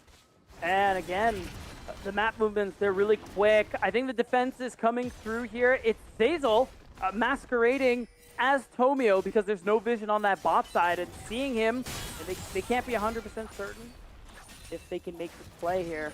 And Fake God is, of course, going to back up, let that turret go in exchange for the Drake. And Ocean Soul, I think good for either of these teams, but Dark Zero really wanted that in this game. Into range and poke like Caitlyn and Play would be really beneficial for them, but unfortunately, that Dragon Soul is very far away from them now. It's in the distance. It's in the distance. Any, you know, fans of binoculars would be very Or telescopes. Happy. We need a telescope. It might be that far away. Oh my god. Yeah. That's a little bit of a difference there. 3,000 gold up is LG. TP from Fake God. He might be in trouble now. He just TP'd to his potential doom. As they have the rest of the team coming. Zazel's here, but it's way too little too late. Shutdown goes over to Zamudo. Tanking up the turret. And now Zazel is going to be caught out. Tries to get the Pop Blossom out, but he cannot get anything. And a quick switch up. Oh, we just kill him? Somebody? Okay, Kryra kills him in the end. A quick switch up does end up getting some of that gold back for DZ. So that was really good. I like that jump immediately onto Zazel. There's a turret exchange. Okay, it's less worth now. They lose an outer and an inner. If they can take this tier 2 turret, it's actually kind of worth, especially with the responses coming through. Okay, I'll still call that a positive play there for Dragonsteel. Being able to secure 2 kills, get that tier 2 turret, really feels good in the gold department again for Spirax. You can see the damage he's doing as long as his team can make the space for him. So any gold that he gets will be beneficial for Dark Zero. Now we see that the second item spikes can really pay dividends, especially for LG's side of things. That Horizon Focus for Insanity, but as well as that IE for Tactical. They are doing massive damage now, and it only gets a little bit worse as more items come through. Some objective focus will be the name of the game. Still about 3 minutes till that dragon would be sole point for LG, but this is the story of consistency for LG, a story of players who weren't here in NACL over the last year. But the last time we did see them here, a majority of them were champions, and all of them were contesting those championships.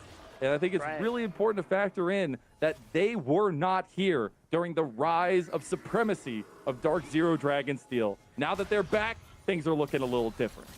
Oh, looking quite different, especially with how dominant this series has been here for Luminosity Gaming. It's just been a great look from everyone, again, especially Insanity, who as a player, I really respect. I think as a player, you got to imagine a lot of players in this league, Gazelle, they're hungry. I might need to hold that thought because LG, they're hungry for this Otacon. They're going to take that one immediately. Spirax is just going to trade for a tier 3 in the side. They're not even going to bother. Pretty big brain from Spirax, just try to get some of the standing gold there. Will be an early in-hit turret taking down that Otacon. Will be standing objective bonus for them, and those team fights can get a little bit trickier for DZ as people start going down. Rift, at least Realm Warp for the mid lane with the minions there to try to get this turret as well. Trying to scoop up as much of this gold as possible, and they've made the game dead even here, Beatdown. They have, so it's tough to lose the Otacon like that, but I think it's a calculated risk you have to take at this stage of the game. You're not winning that fight as Dark Zero. I prefer this focus of giving gold to Spirax. Again, now hit that completed Seraph. He's under 2 minutes away from that fully stacked Roa. So it really, again, is just about that setup, that space creation, allowing him to get those combos off, because we're at this point in the game. The Jin's not at quite at 2 items yet, and Bessa's not really anywhere near 2 items yet. All your damage is Spirax. So this game is about him. Okay, get a little bit of setup on bot side now as well. About 1:10 from the Dragon. Resets could come out. Looks like LG want to stay out on the map, though. Beat down ahead of this one. Yeah, I think so. Right now, if there are going to be some backs, Dark Zero, they do have a bit of time. They do want to get this bit of vision set up on the top side, though there is nothing really to be fighting for. So I think right now, it's about spending all the gold you can. And again, like Zamudo said in the interview earlier, just play for mid. Okay, Spirax. He'll have to burn his flash. That's a big cooldown don't like down. That. Like that, Mazel. I don't like that at all. Now he is very much separated for his team. And oh, they're just going to take the fight in Tomio there, feeling a little bit of confidence. The Crier will get poked and prodded on his way out. A couple of those traps going to be laid out by Sajet, but burned over by Tomio. Trying to get as much control over this transition from mid to Dragon Pit. They have traps aplenty from Tactical. It's going to have to be a river entrance from DZ with Zamudo on the flank. Yeah, and it's tough. Spirax flashless, all summoners available for Luminosity Gaming, and they have control of the pit. There's going to be a fight. They got to look for it now, but they're so blind they can't really see what's going on. There's so many different entrances. There's so many things happening. Tomio's going to be locked down. Tomio's the focus. And Pale goes through. Zazel isn't in the pit. The Dragon gets taken by everybody, by Tactical in the end. And Spirax gets stopped. And Romorph gets stopped. The pop on to 3. It's the curtain call. Wait, it's working. It's working. Now it's DZ turning the tables on LG. It's going to be the last one down and the last one out. Insanity, the only one left. DZ have taken hold of game number 3. Yeah, again, that lockdown, you can see how much damage Spirax is able to do. It's a nice fight from Dark Zero to be able to get themselves their first gold lead this entire series. Oh, solo bolo. Okay, that's a feels bad, but it doesn't change the fact that Dark Zero did find themselves a really huge team fight. The downside is that, again, Tomio, He's coming correct with these smites, Mazzella. He just doesn't. Actually, that's not even was true. tactical. It was tactical. It was tactical. I just remembered. As we started watching the clip, I'm like, I'm lying to the audience. Oh no. Me when I lie. Me when I lie. Legit. Legit. This But big I mean- Pop Blossom didn't really matter in the end. A really good lockdown setup from DZ and some of that cohesion that we really wanted to see from this team all series long. Yeah, and the important thing is that a lot of this curtain call had a lot of value this game because in the previous fights, the tanks were able to eat up a lot of it, and this Jhin is not cutting through it. But you saw Fake God and Tomio were separated. It made it so that Tactical actually had a harder time auto-attacking. He had to play into Spyrax's range, wasn't able to do much damage, and even though Spyrax went down in the end, overall, that's how Dark Zero needs to be playing out these team fights.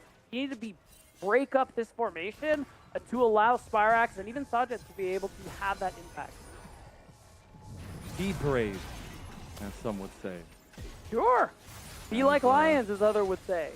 Yeah, true. It's a random book reference. If you know, you know. Appreciate it. Get the knowledge right. Yeah, you know, any ball knowers in chat? No? I gotta say though, I really appreciate the way DZ have approached some of these fights, especially with Zamudo on a massive flank time after time. And I think the influence that Zamudo is having is a little bit undersung here, but it could explode at any moment as soon as he accesses backline that cannot be contained. And we are on 3 items now for a couple members, but it's at least especially on Spyrax, on the rise, a signature pick from him, and gonna need to pick up the slack here. Yeah, death cap really big for Spyrax and the damage he's going to be able to do. And worth noting that going into that last fight, LG had all their summoner spells. Now we're looking, almost all of them are gone. Sanity's the only one working with the flash. So it does give that extra bit of power to Zyko and Kryra to be able to try and close this gap on those berries, set up Spyrax to do that DPS. So we'll see. LG, they still have a lot of tricks up their sleeve. Insanity is still doing a lot of damage. Zazel, even without the flash, can find these angles for big Pop Blossom. Setup is still there for Luminosity. Gotta send Fake God to the side lane to deal with Spyrax. This is where Spyrax is at his most lethal. The way this guy thinks about the map and how he plays macro can be game winning. And on the rise right now, he is constantly just putting pressure onto that open inhib in bot lane.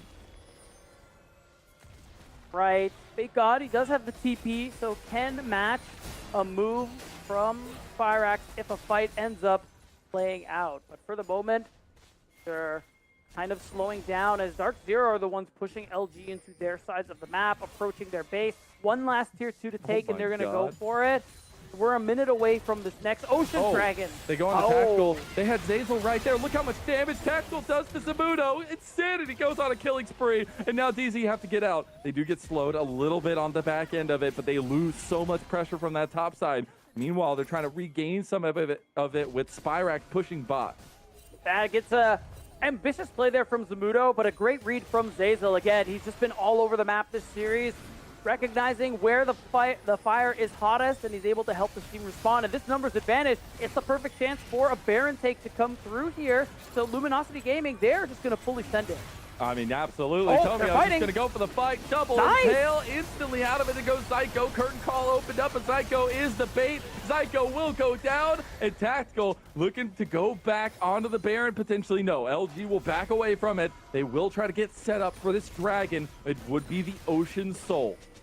Yeah, right now, I see Spyrax doesn't have his teleport, but he's still in that bottom lane. I'm wondering if Fake God canceled his ult, but hopefully we'll get a replay of that. So Dark Zero, it's very costly. They force LG off the turret and to potentially reset, so it actually gave them time to set up for this dragon. If they're able to take this quickly, Spyrax is really fed right now. It would be huge if they could take this dragon and walk away. Tomio's had the hot hand. Can he get in there? He's not even going to make it in time. It is going to be secured by Zamudo. Tomio going to look to lock down somebody afterwards. Here comes the Ixtal's impact into Spyrax. Whoa. Knocked out by the blast cone. Spyrax able to make up for that TP slippage in that bot side, but now they got to refocus. They got to rekindle that fire because the Baron could be in the eyes of LG. Yeah, it's pretty clutch, and of course Dark Zero really not in a great position to have a good footing on this Baron. So LG can look to threaten it, but they haven't cleared out. You just face checked. Zyko gonna try to get out. They're spiraling despair. The shield is enough. Tomio can't find the angle. Nature's Grass gonna be used. Hits on the 3 members there as well. Deadly Flourish gonna come in. Insanity can't get the damage down on the back end of it. Will still be Zamudo that was threatening to move over from bot side. LG looking to keep control over this top side of the map. And you can just go to Baron. Like, your big long-range engage tool is down. Zyko lost all his health and is coming back from base. There's really, I think LG are in a really good spot to be able to take this one. But you got to imagine, LG are going to be fishing. They're going to make sure they are not flipping this Baron. They want a guaranteed objective take no matter how good. I don't know if they do. I don't know if they can. Oh, if Kyra's over there. He can't get over. He's going to try to get in the pit. Can't do it. The root is enough. And a Baron cleaned by Tactical. Meanwhile, that fight after gets a little bit dicey as Spyrax looking to pinch in this pincer maneuver. They got to deal with this bot lane. The super minions are pushing. DZ won't be able to find anything off the back end of it, and now Baron and the lead secured by LG. Really huge. Dark Zero, they take the dragon and leave, while LG raise you a Baron and do the exact same. So now they're going to get to walk away. They're going to make sure Dark Zero don't overstep too much, but at this point they're going to be able to happily back, spend some of that gold, and finally start pushing back on the map on their own right, because Dark Zero, these last couple of minutes, have had them pushed back. But now flashes are back online, a gold has been spent, and they have a Baron to work with too, so LG can start pushing back. They're almost on that Rabadons for Insanity, almost on 4th item, Lord Doms for Tactical, who's already doing a massive amount of damage. Yeah. And going to be doing even more than that here now. I am happy that DZ were able to buy some time for themselves, though, in that Dragon take. They will have about 2.5 minutes to recircle the wagons and get something going for themselves. How are we feeling about those win cons? Right now, Spyrax, especially if he's going for the Crypt Bloom opposed to the Void Staff, I think that would be pretty nice. Allow DZ to sustain themselves a little more in fights because of the steal. But either way, I think Dark Zero still have a pretty good chance this game. Again, it's really just about breaking LG's formation and allowing Sajid to be able to impact the backline, make space for Spyrax to do his thing. Right now, gotta get out of here. I think they can. Fake God has TP. I don't think this is that easy. They don't have necessarily any good wards to TP from. They are getting cleared at the moment. You have the wave there. The Realm Warp going to come in. They're going to send Zyko. Zyko is the focus. As Tomio going to get engaged on here. There's a big Nature's Grass. Deadly Flourish into the Curtain Call combo. Fake God is here. He's about to get Meganar. In these choke points, Fake God can be the absolute game winner. Zyko gets out barely, healing away as Kryra body block for, but the Severing Bolt severs Zyko from his team, and LG are pushing onto an inhib. They might be pushing on to more of that. Look at what Tomio's doing. He's stopping these backs. He's being annoying. They can start to hit these Nexus turrets. Mazel, Insanity's TPing into. Tactical feels it. Fake God feels it. This team, majority members, they've been here before. They know what it's like to raise that trophy. They know what it's like to put the screws to the enemy. And DZ, they're looking to go down. Spyrax is gone. They lose one Nexus turret. It's LG with everything in their eyes. They will back away, but the damage is done. Yeah, they don't want to risk it, especially with Zamudo trying to cut this wave, but I think it's going to cost him his life. At the end of the day, he buys time for Zyko to come back. But Tactical really feeling himself. I like it. He's not scared. And those headshots, they do so much work. Oh, he overextended. Maybe it's enough. Jason's Draft coming across. It hits onto multiple members. Here they go down to Kryra, getting onto the Tactical. He's still He's still going. Look at him. Space fighting all over them. And if you remember, not that long ago, the rise of DZ. This team was not here. This experience was not in the league, but they will find the difference. LG, they're looking to rip the crown right off the king's head and rightfully take their throne. Let the light shine on the reign of Luminosity Gaming, your 2025 Split 1 champ. And what a series, too. Only that third game was looking close, Mazel, but at the end of it, not only are they the champions, but Luminosity Gaming will 3-0 sweep not only concluding the trilogy, but removing any doubt as to who the best team in Split 1 is. Absolutely deserved in every right of the word. They dismantled Dark Zero Dragonsteel, a team that had been second to none for 90% of this split, and they handled business. Luminosity Gaming from the outright, when we heard this team was coming together, we knew that they were going to be contending for the title. And welcome back to the NACL. The fact that Tomio, Zazel, and Bake God now earned their third in a row championship, barring that little break they had to go to Tier 1, no big deal. And the fact that Taskell and Insanity joined that roster, and in their first split together, they find that precipice. I know it means a lot. I know you pointed out Insanity was literally doing a little dig in the camera. Yeah, I loved Everybody's it. feeling it. And Luminosity Gaming rightfully deserved that champion. They do. I think all split long, especially after those first early hiccups in those first few weeks, they've been a really dominant force. Again, only reason that they didn't get first seed going into playoffs was the fact that they lost to Dark Zero Dragonsteel back when they had Yuji. And since then, they've been getting the advantages. They beat them in winners finals. They beat everyone else pretty handedly since then, and have been able to get the 3-0 here in grand finals as well. Again, there's just no doubt on who the best is. There isn't. Let's go ahead and bring Kelsey Moser back to the table and get a little breakdown on that 3-0 in favor of LG. Not at all what we expected it to be. Hopefully we'll get Kelsey back here quick. What a series. It's unfortunate it didn't go the distance, but a 3-0 nonetheless for LG. What are your thoughts? Yeah, I mean, it's not necessarily what we expected, but we did expect the LG win in the end. I think just all of the strengths that we said that they would have, they definitely had coming out. And on top of that, you know, we talked about how Zamudo Spyrax might have to pressure leads, but we had really great performances from the solo lanes from Luminosity for sure. So that didn't happen either. So it's just so many things coming up for Luminosity. Not that last game wasn't close, but if you look at the series as a collective, definitely Luminosity sided. Yep, absolutely.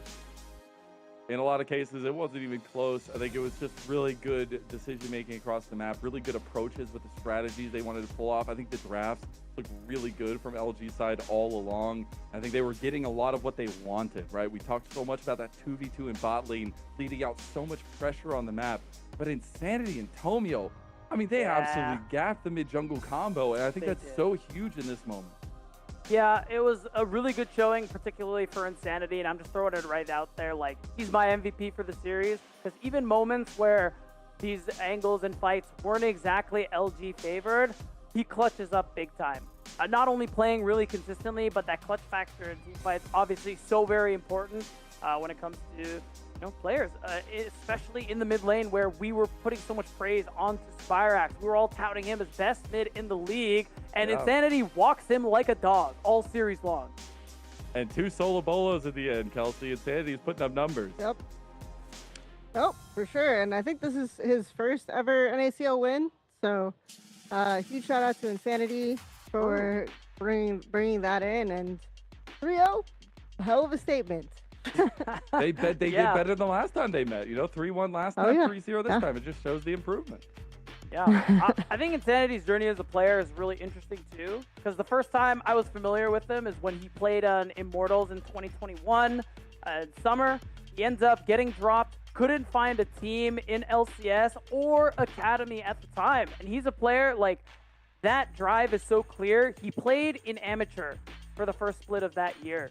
He played for 100 Thieves next. Yeah, it was still LCS affiliated, but the fact that right off the back of an LCS team, he's willing to play in Tier 3 to climb his way back to the top, I think is a very clear indicative of the drive this guy has as a player. And dude performs on whatever team he's on.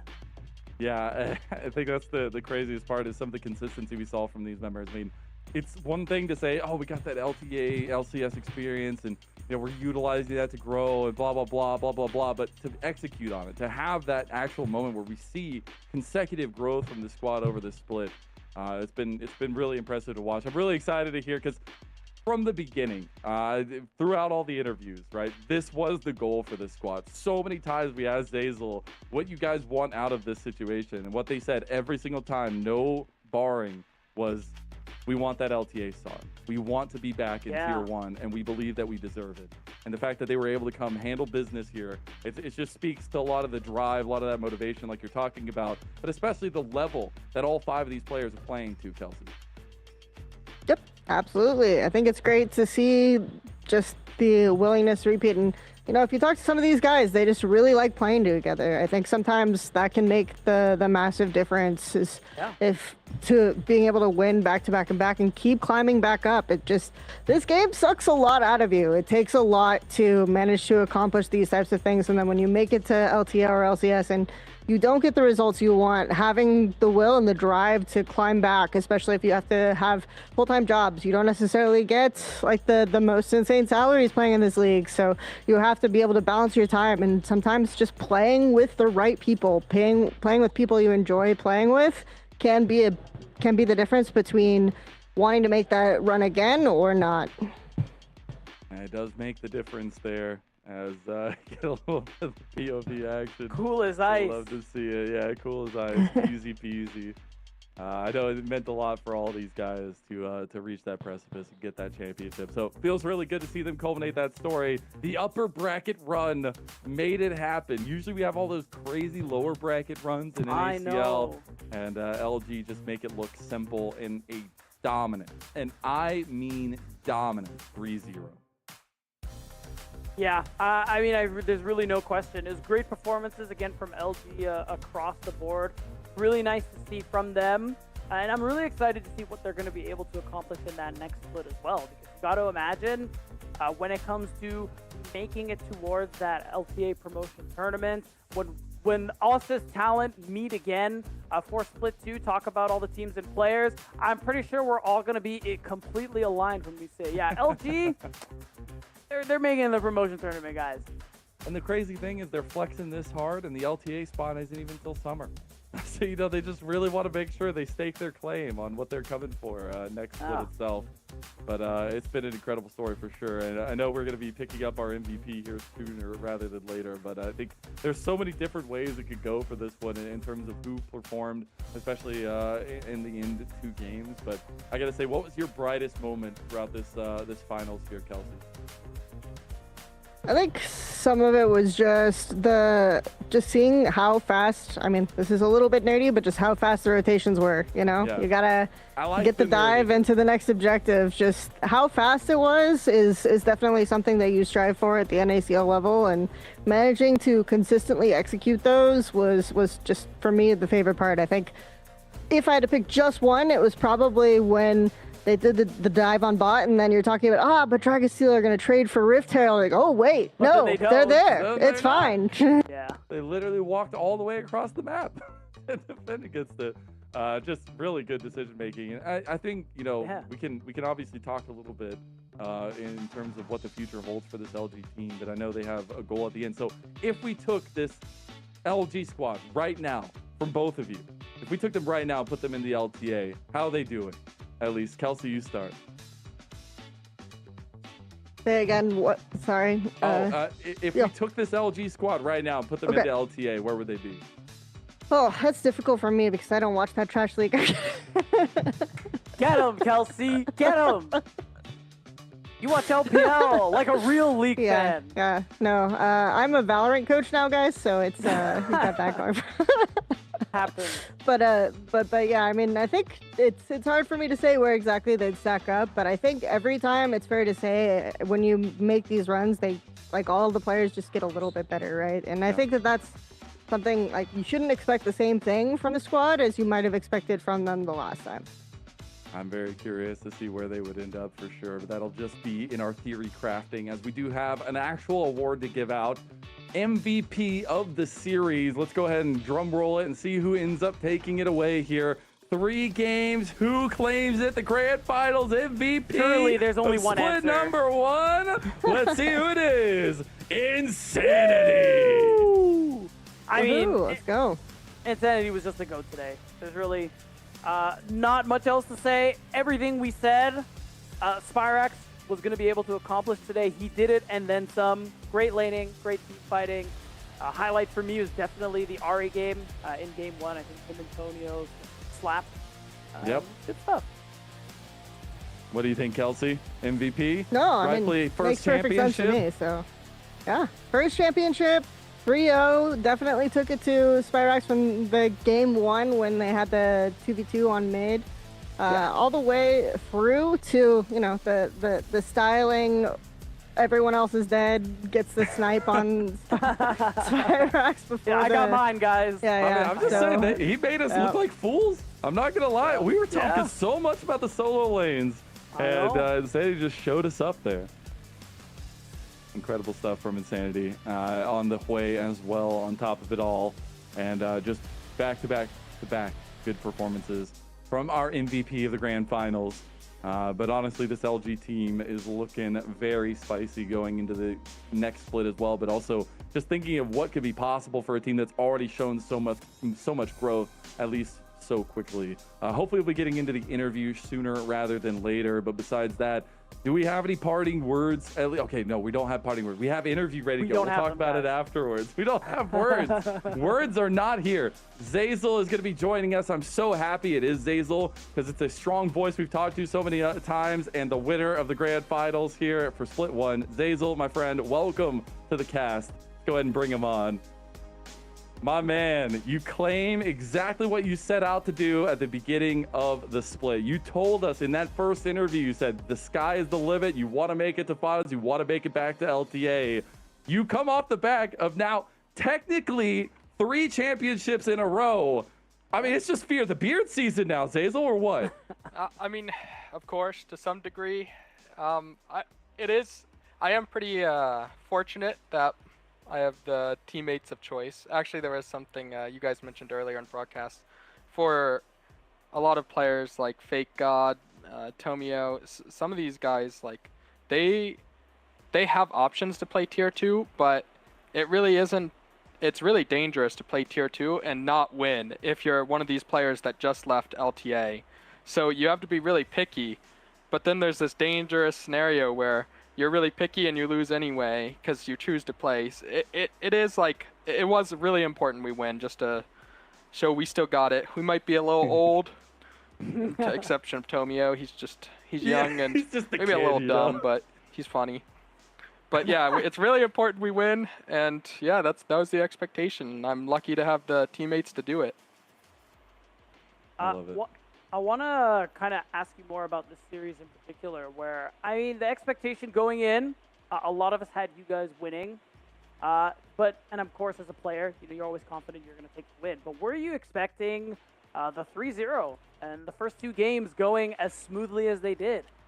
Truthfully, in our preparation, I'll just tell, in the last 3 weeks, we just had our coach Deos, he always does a presentation 15 minutes before our match. Yeah, he always does this.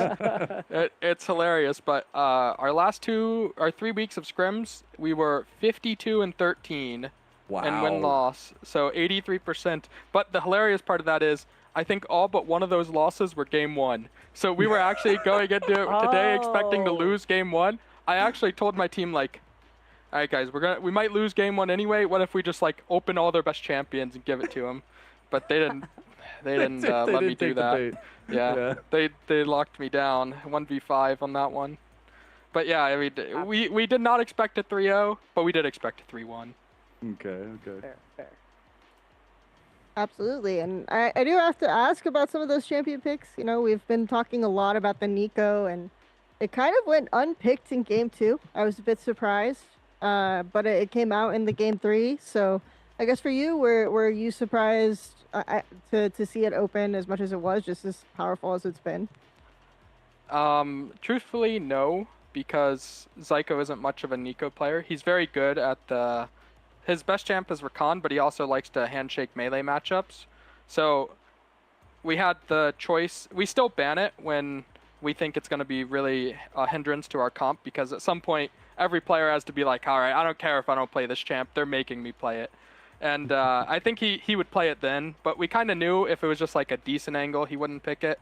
So then we can hold it for ourselves later, save us a ban slot too if it was good versus us.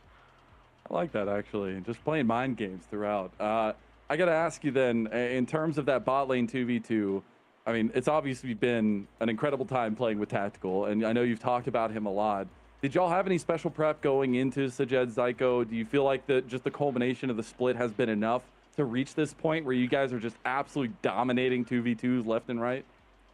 Yeah, there's a lot of prep. You kind of have to, you know, my method is you can't let them get away with murder, so you got to insult them like your 80 carries whenever you can. You're like, so I called him Little Ed if he wasn't playing well, and then, but when he plays well, you got to give him the carry. You got to say, wow, you're so good. And then you call him Big Ed. So today we say like nice. Every day we're like, oh, is Big Ed coming out today? And it becomes like a meme within the team. But wow.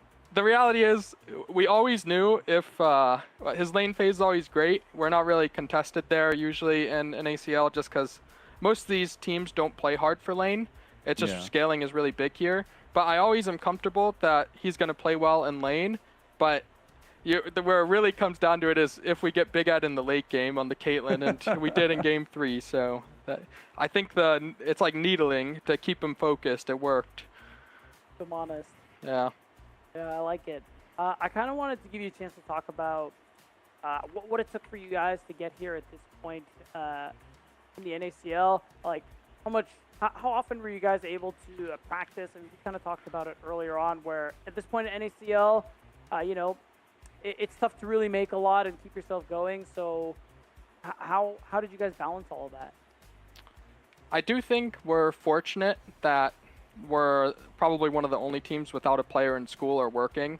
So you have to give all the other NACL teams a lot of credit for that. These guys work like normal jobs, hopefully not full-time and league and school, but some of them pull it off, and that is like crazy they can do this. But we were able to scrim a normal 5 days a week, so not 6 like LTA teams do.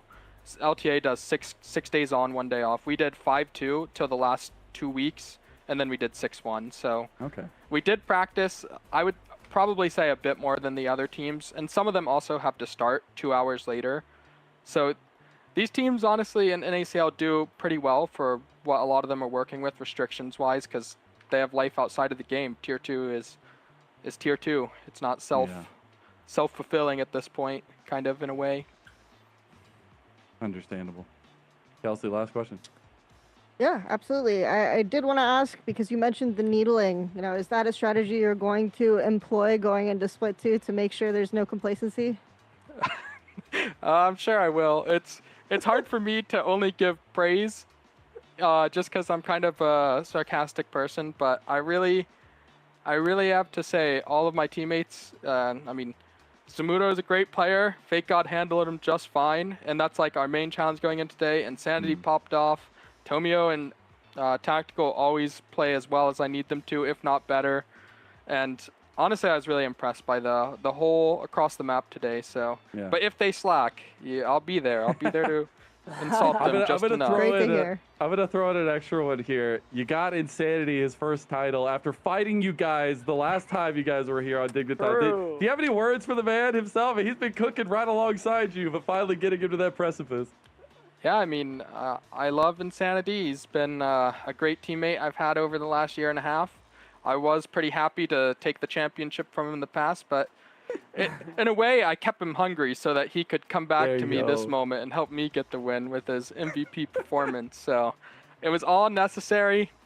The whole experience, the whole losing on Shopify, we never got 8th, just so you guys know. Double 7. We were not last place. So yeah, just keep him hungry enough to pull out this MVP performance. So, and I'm really impressed by him today. He really did his job and more. I appreciate you, Zazel. Give you a chance to give some shout outs. Anybody you want to talk about here before we let you go? Yeah, shout out to our analyst, Alan. He's done a lot of work for us behind the scenes, so thank you for that. And obviously our coach, Deos. And yeah, I mean, honestly, shout out to everyone that makes, I think, NA Tier 2 what it is, because it's not really that lucrative. for no one across the board. The organizers, the refs, the casters, like everyone is really putting their all in this scene, and it's really, really nice to see all these players working and going to school, like I said, still giving it their all. And yeah, thank you for helping make the scene what it is. Thank you, Zazel. All the love in our hearts, man. Congratulations on your grand finals victory, on the championship for the first split of 2025. We will see you in summer fighting for that LTA spot, bud. All right, you're going to take it back from him, and we're going to close out the day. What a performance from LG. We just have to reiterate the fact that it is a lot on the line for all of the players involved, everywhere, everything going into this series, and feels really good for LG to get the payoff, but the credit is due to the entirety of NACL. Yeah. I think, honestly, it's been a really fun split so far. I'm glad it's not the last one. So we still have I'm very happy. Yeah, we still have a lot, you know, before we have to go into hibernation for the winter season. So it's cool. It was a great series today. I'm looking forward to the promotion tournament. Split 2 LTA promotion. We still got a hell of a year of League of Legends, so I just want y'all to make sure we're not conveying this true sense of finality. There's still so much NACL to be watched, guys. Don't worry. Absolutely so. We're here. Just a little bit of time in between when that split starts here. Kelsey, you joined us for the last 2 days, but obviously ingrained in the Tier 2 system. How did you feel about the runs here? Did you have any magical moments throughout the playoffs, or at least in this finishing moment? Oh no, it was awesome to be back. I mean, in a way, because it was Dragonsteel and Luminosity, it felt like I'd never left, you know? But I also do want to clarify, when I said that I don't watch that trash league referring to LTA, it doesn't include NACL. NACL is excellent. Okay. It's beautiful. I'm glad you went back to that one. I just had to make sure. I do too. Love it. Just make sure everyone heard that. Yeah. You heard it here first, guys. Kelsey Moser, the Kelsey Moser, has endorsed the NACL, guys. Yeah, exactly. So, and nothing else. Nothing. Yeah, and nothing else. Yeah, exactly. But that also being said, got to give a huge shout out to ProDiff coming in as our sponsor here in the playoffs. It's been awesome to have them paired alongside. If you want some one-on-one coaching, if you want to get better, you get to learn from LTA and NACL coaches / players to get the best part of your game out from you. And especially with the one-on-one coaching sessions, they'll get to go through clips with you and kind of tell you what exactly you're doing wrong, what you need to be looking at from their perspective. I think it's a very powerful tool, so make sure you go hit that QR code in the bottom right, and huge thank you to prodiff.gg. Yeah, and remember, every player on there, all the coaches are either active or recently active LTA North and NACL players. So if you want to play at least a little bit like the teams we saw today, you want to learn from some of the best we got, prodiff.gg is the spot.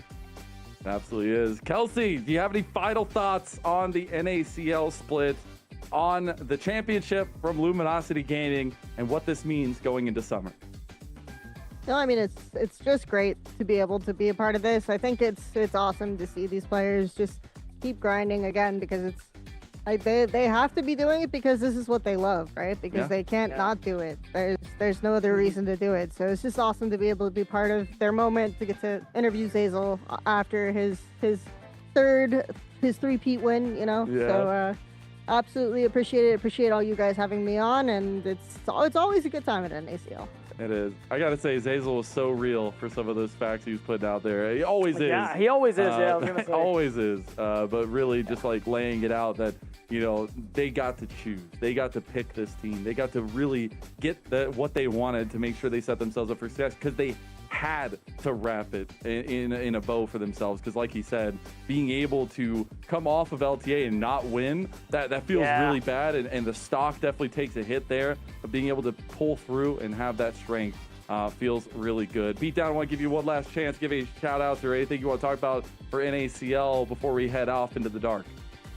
I mean, shout out you guys, shout out Liga AC Sports, shout out you, the viewers, for watching us. I feel like that's anything and everything else I could want to say. Come back for Split 2. Please follow our socials, because, guys, in the future, if you don't, Lennon won't start the game. We've been really lucky today, but the button's right there. Yeah. And those are the socials, guys. If you want us to come back for Split 2, you got to interact right now. Like, please. we want to keep working here. We got to keep going. We got to keep going. Yeah. Got to give a huge shout out to League Ace. Obviously, it's a big organization running this thing through all the bumps and bruises. It's been a pleasure to work alongside you for something that we all love so very much. Got to give a huge shout out to you, Beatdown, to Cubby, to Deserex, who we hope you feel better soon, buddy. Hawk coming in as well. Rafa, Kelsey for joining us in the last 2 days. It has been an incredible time. As Zazel said, everybody from the ground up puts their everything into this product. We do it because we love it, and we love being a part of this. So thank you all for loving it with us, and thank you all for supporting us. And that just means you'll have to wait until the promo tournament kicks off to see us again. We will see you there. And once again, congratulations to Luminosity Gaming, your Split 1 champion. Down, hostile takeover goes a little bit wide. Oh, they want it. Unleashed in LG. They have been unleashed in this game, number one. They were waiting to strike blood on the Dark Zero Dragon Steel all week long, and they will find it again. They'll take a dominant game number one of this best of five. A clean and total ace for Luminosity Gaming, and welcome to the grand final of NACL Split number one. Might just be dead to rights. Nice. Does still have the flash. They return on this. Could be huge. Bullet time is still waiting as he goes through it. They get stunned down. Stopped by the Glacial Fisher. Tomio could just go down. Tomio finally gets shut down as Zamudo takes him out. The other side of the fight, though, the Jet is locked out. And now DZ, they've overextended. They put their hand in the cookie jar, but all they felt were teeth. And it's lynched onto their hand and taking a double kill for Insanity. Oh, I think they're looking for a bit more. Zyko is not long for this world. Lennon, and again, they just can't do anything about this Trundle. They take a second when Tomio doing absolute work. No, they want to go for the end. Oh, LG yeah. smell blood in the water. They want that crowd. They want to go up to match point. They're going to try to take Spyrax down. He's gone. Everyone's gone. And DZ, they will be pushed to the brink. Already 2 games in, they still have the minions, they still have the push, they still have the damage. Now they just want kills. It's greedy, but you love to see it. As Pascal finds a flank, it's all about the game win, and it's all about showing your stuff for LG. Game 2 whole-handedly overextended. Maybe it's enough.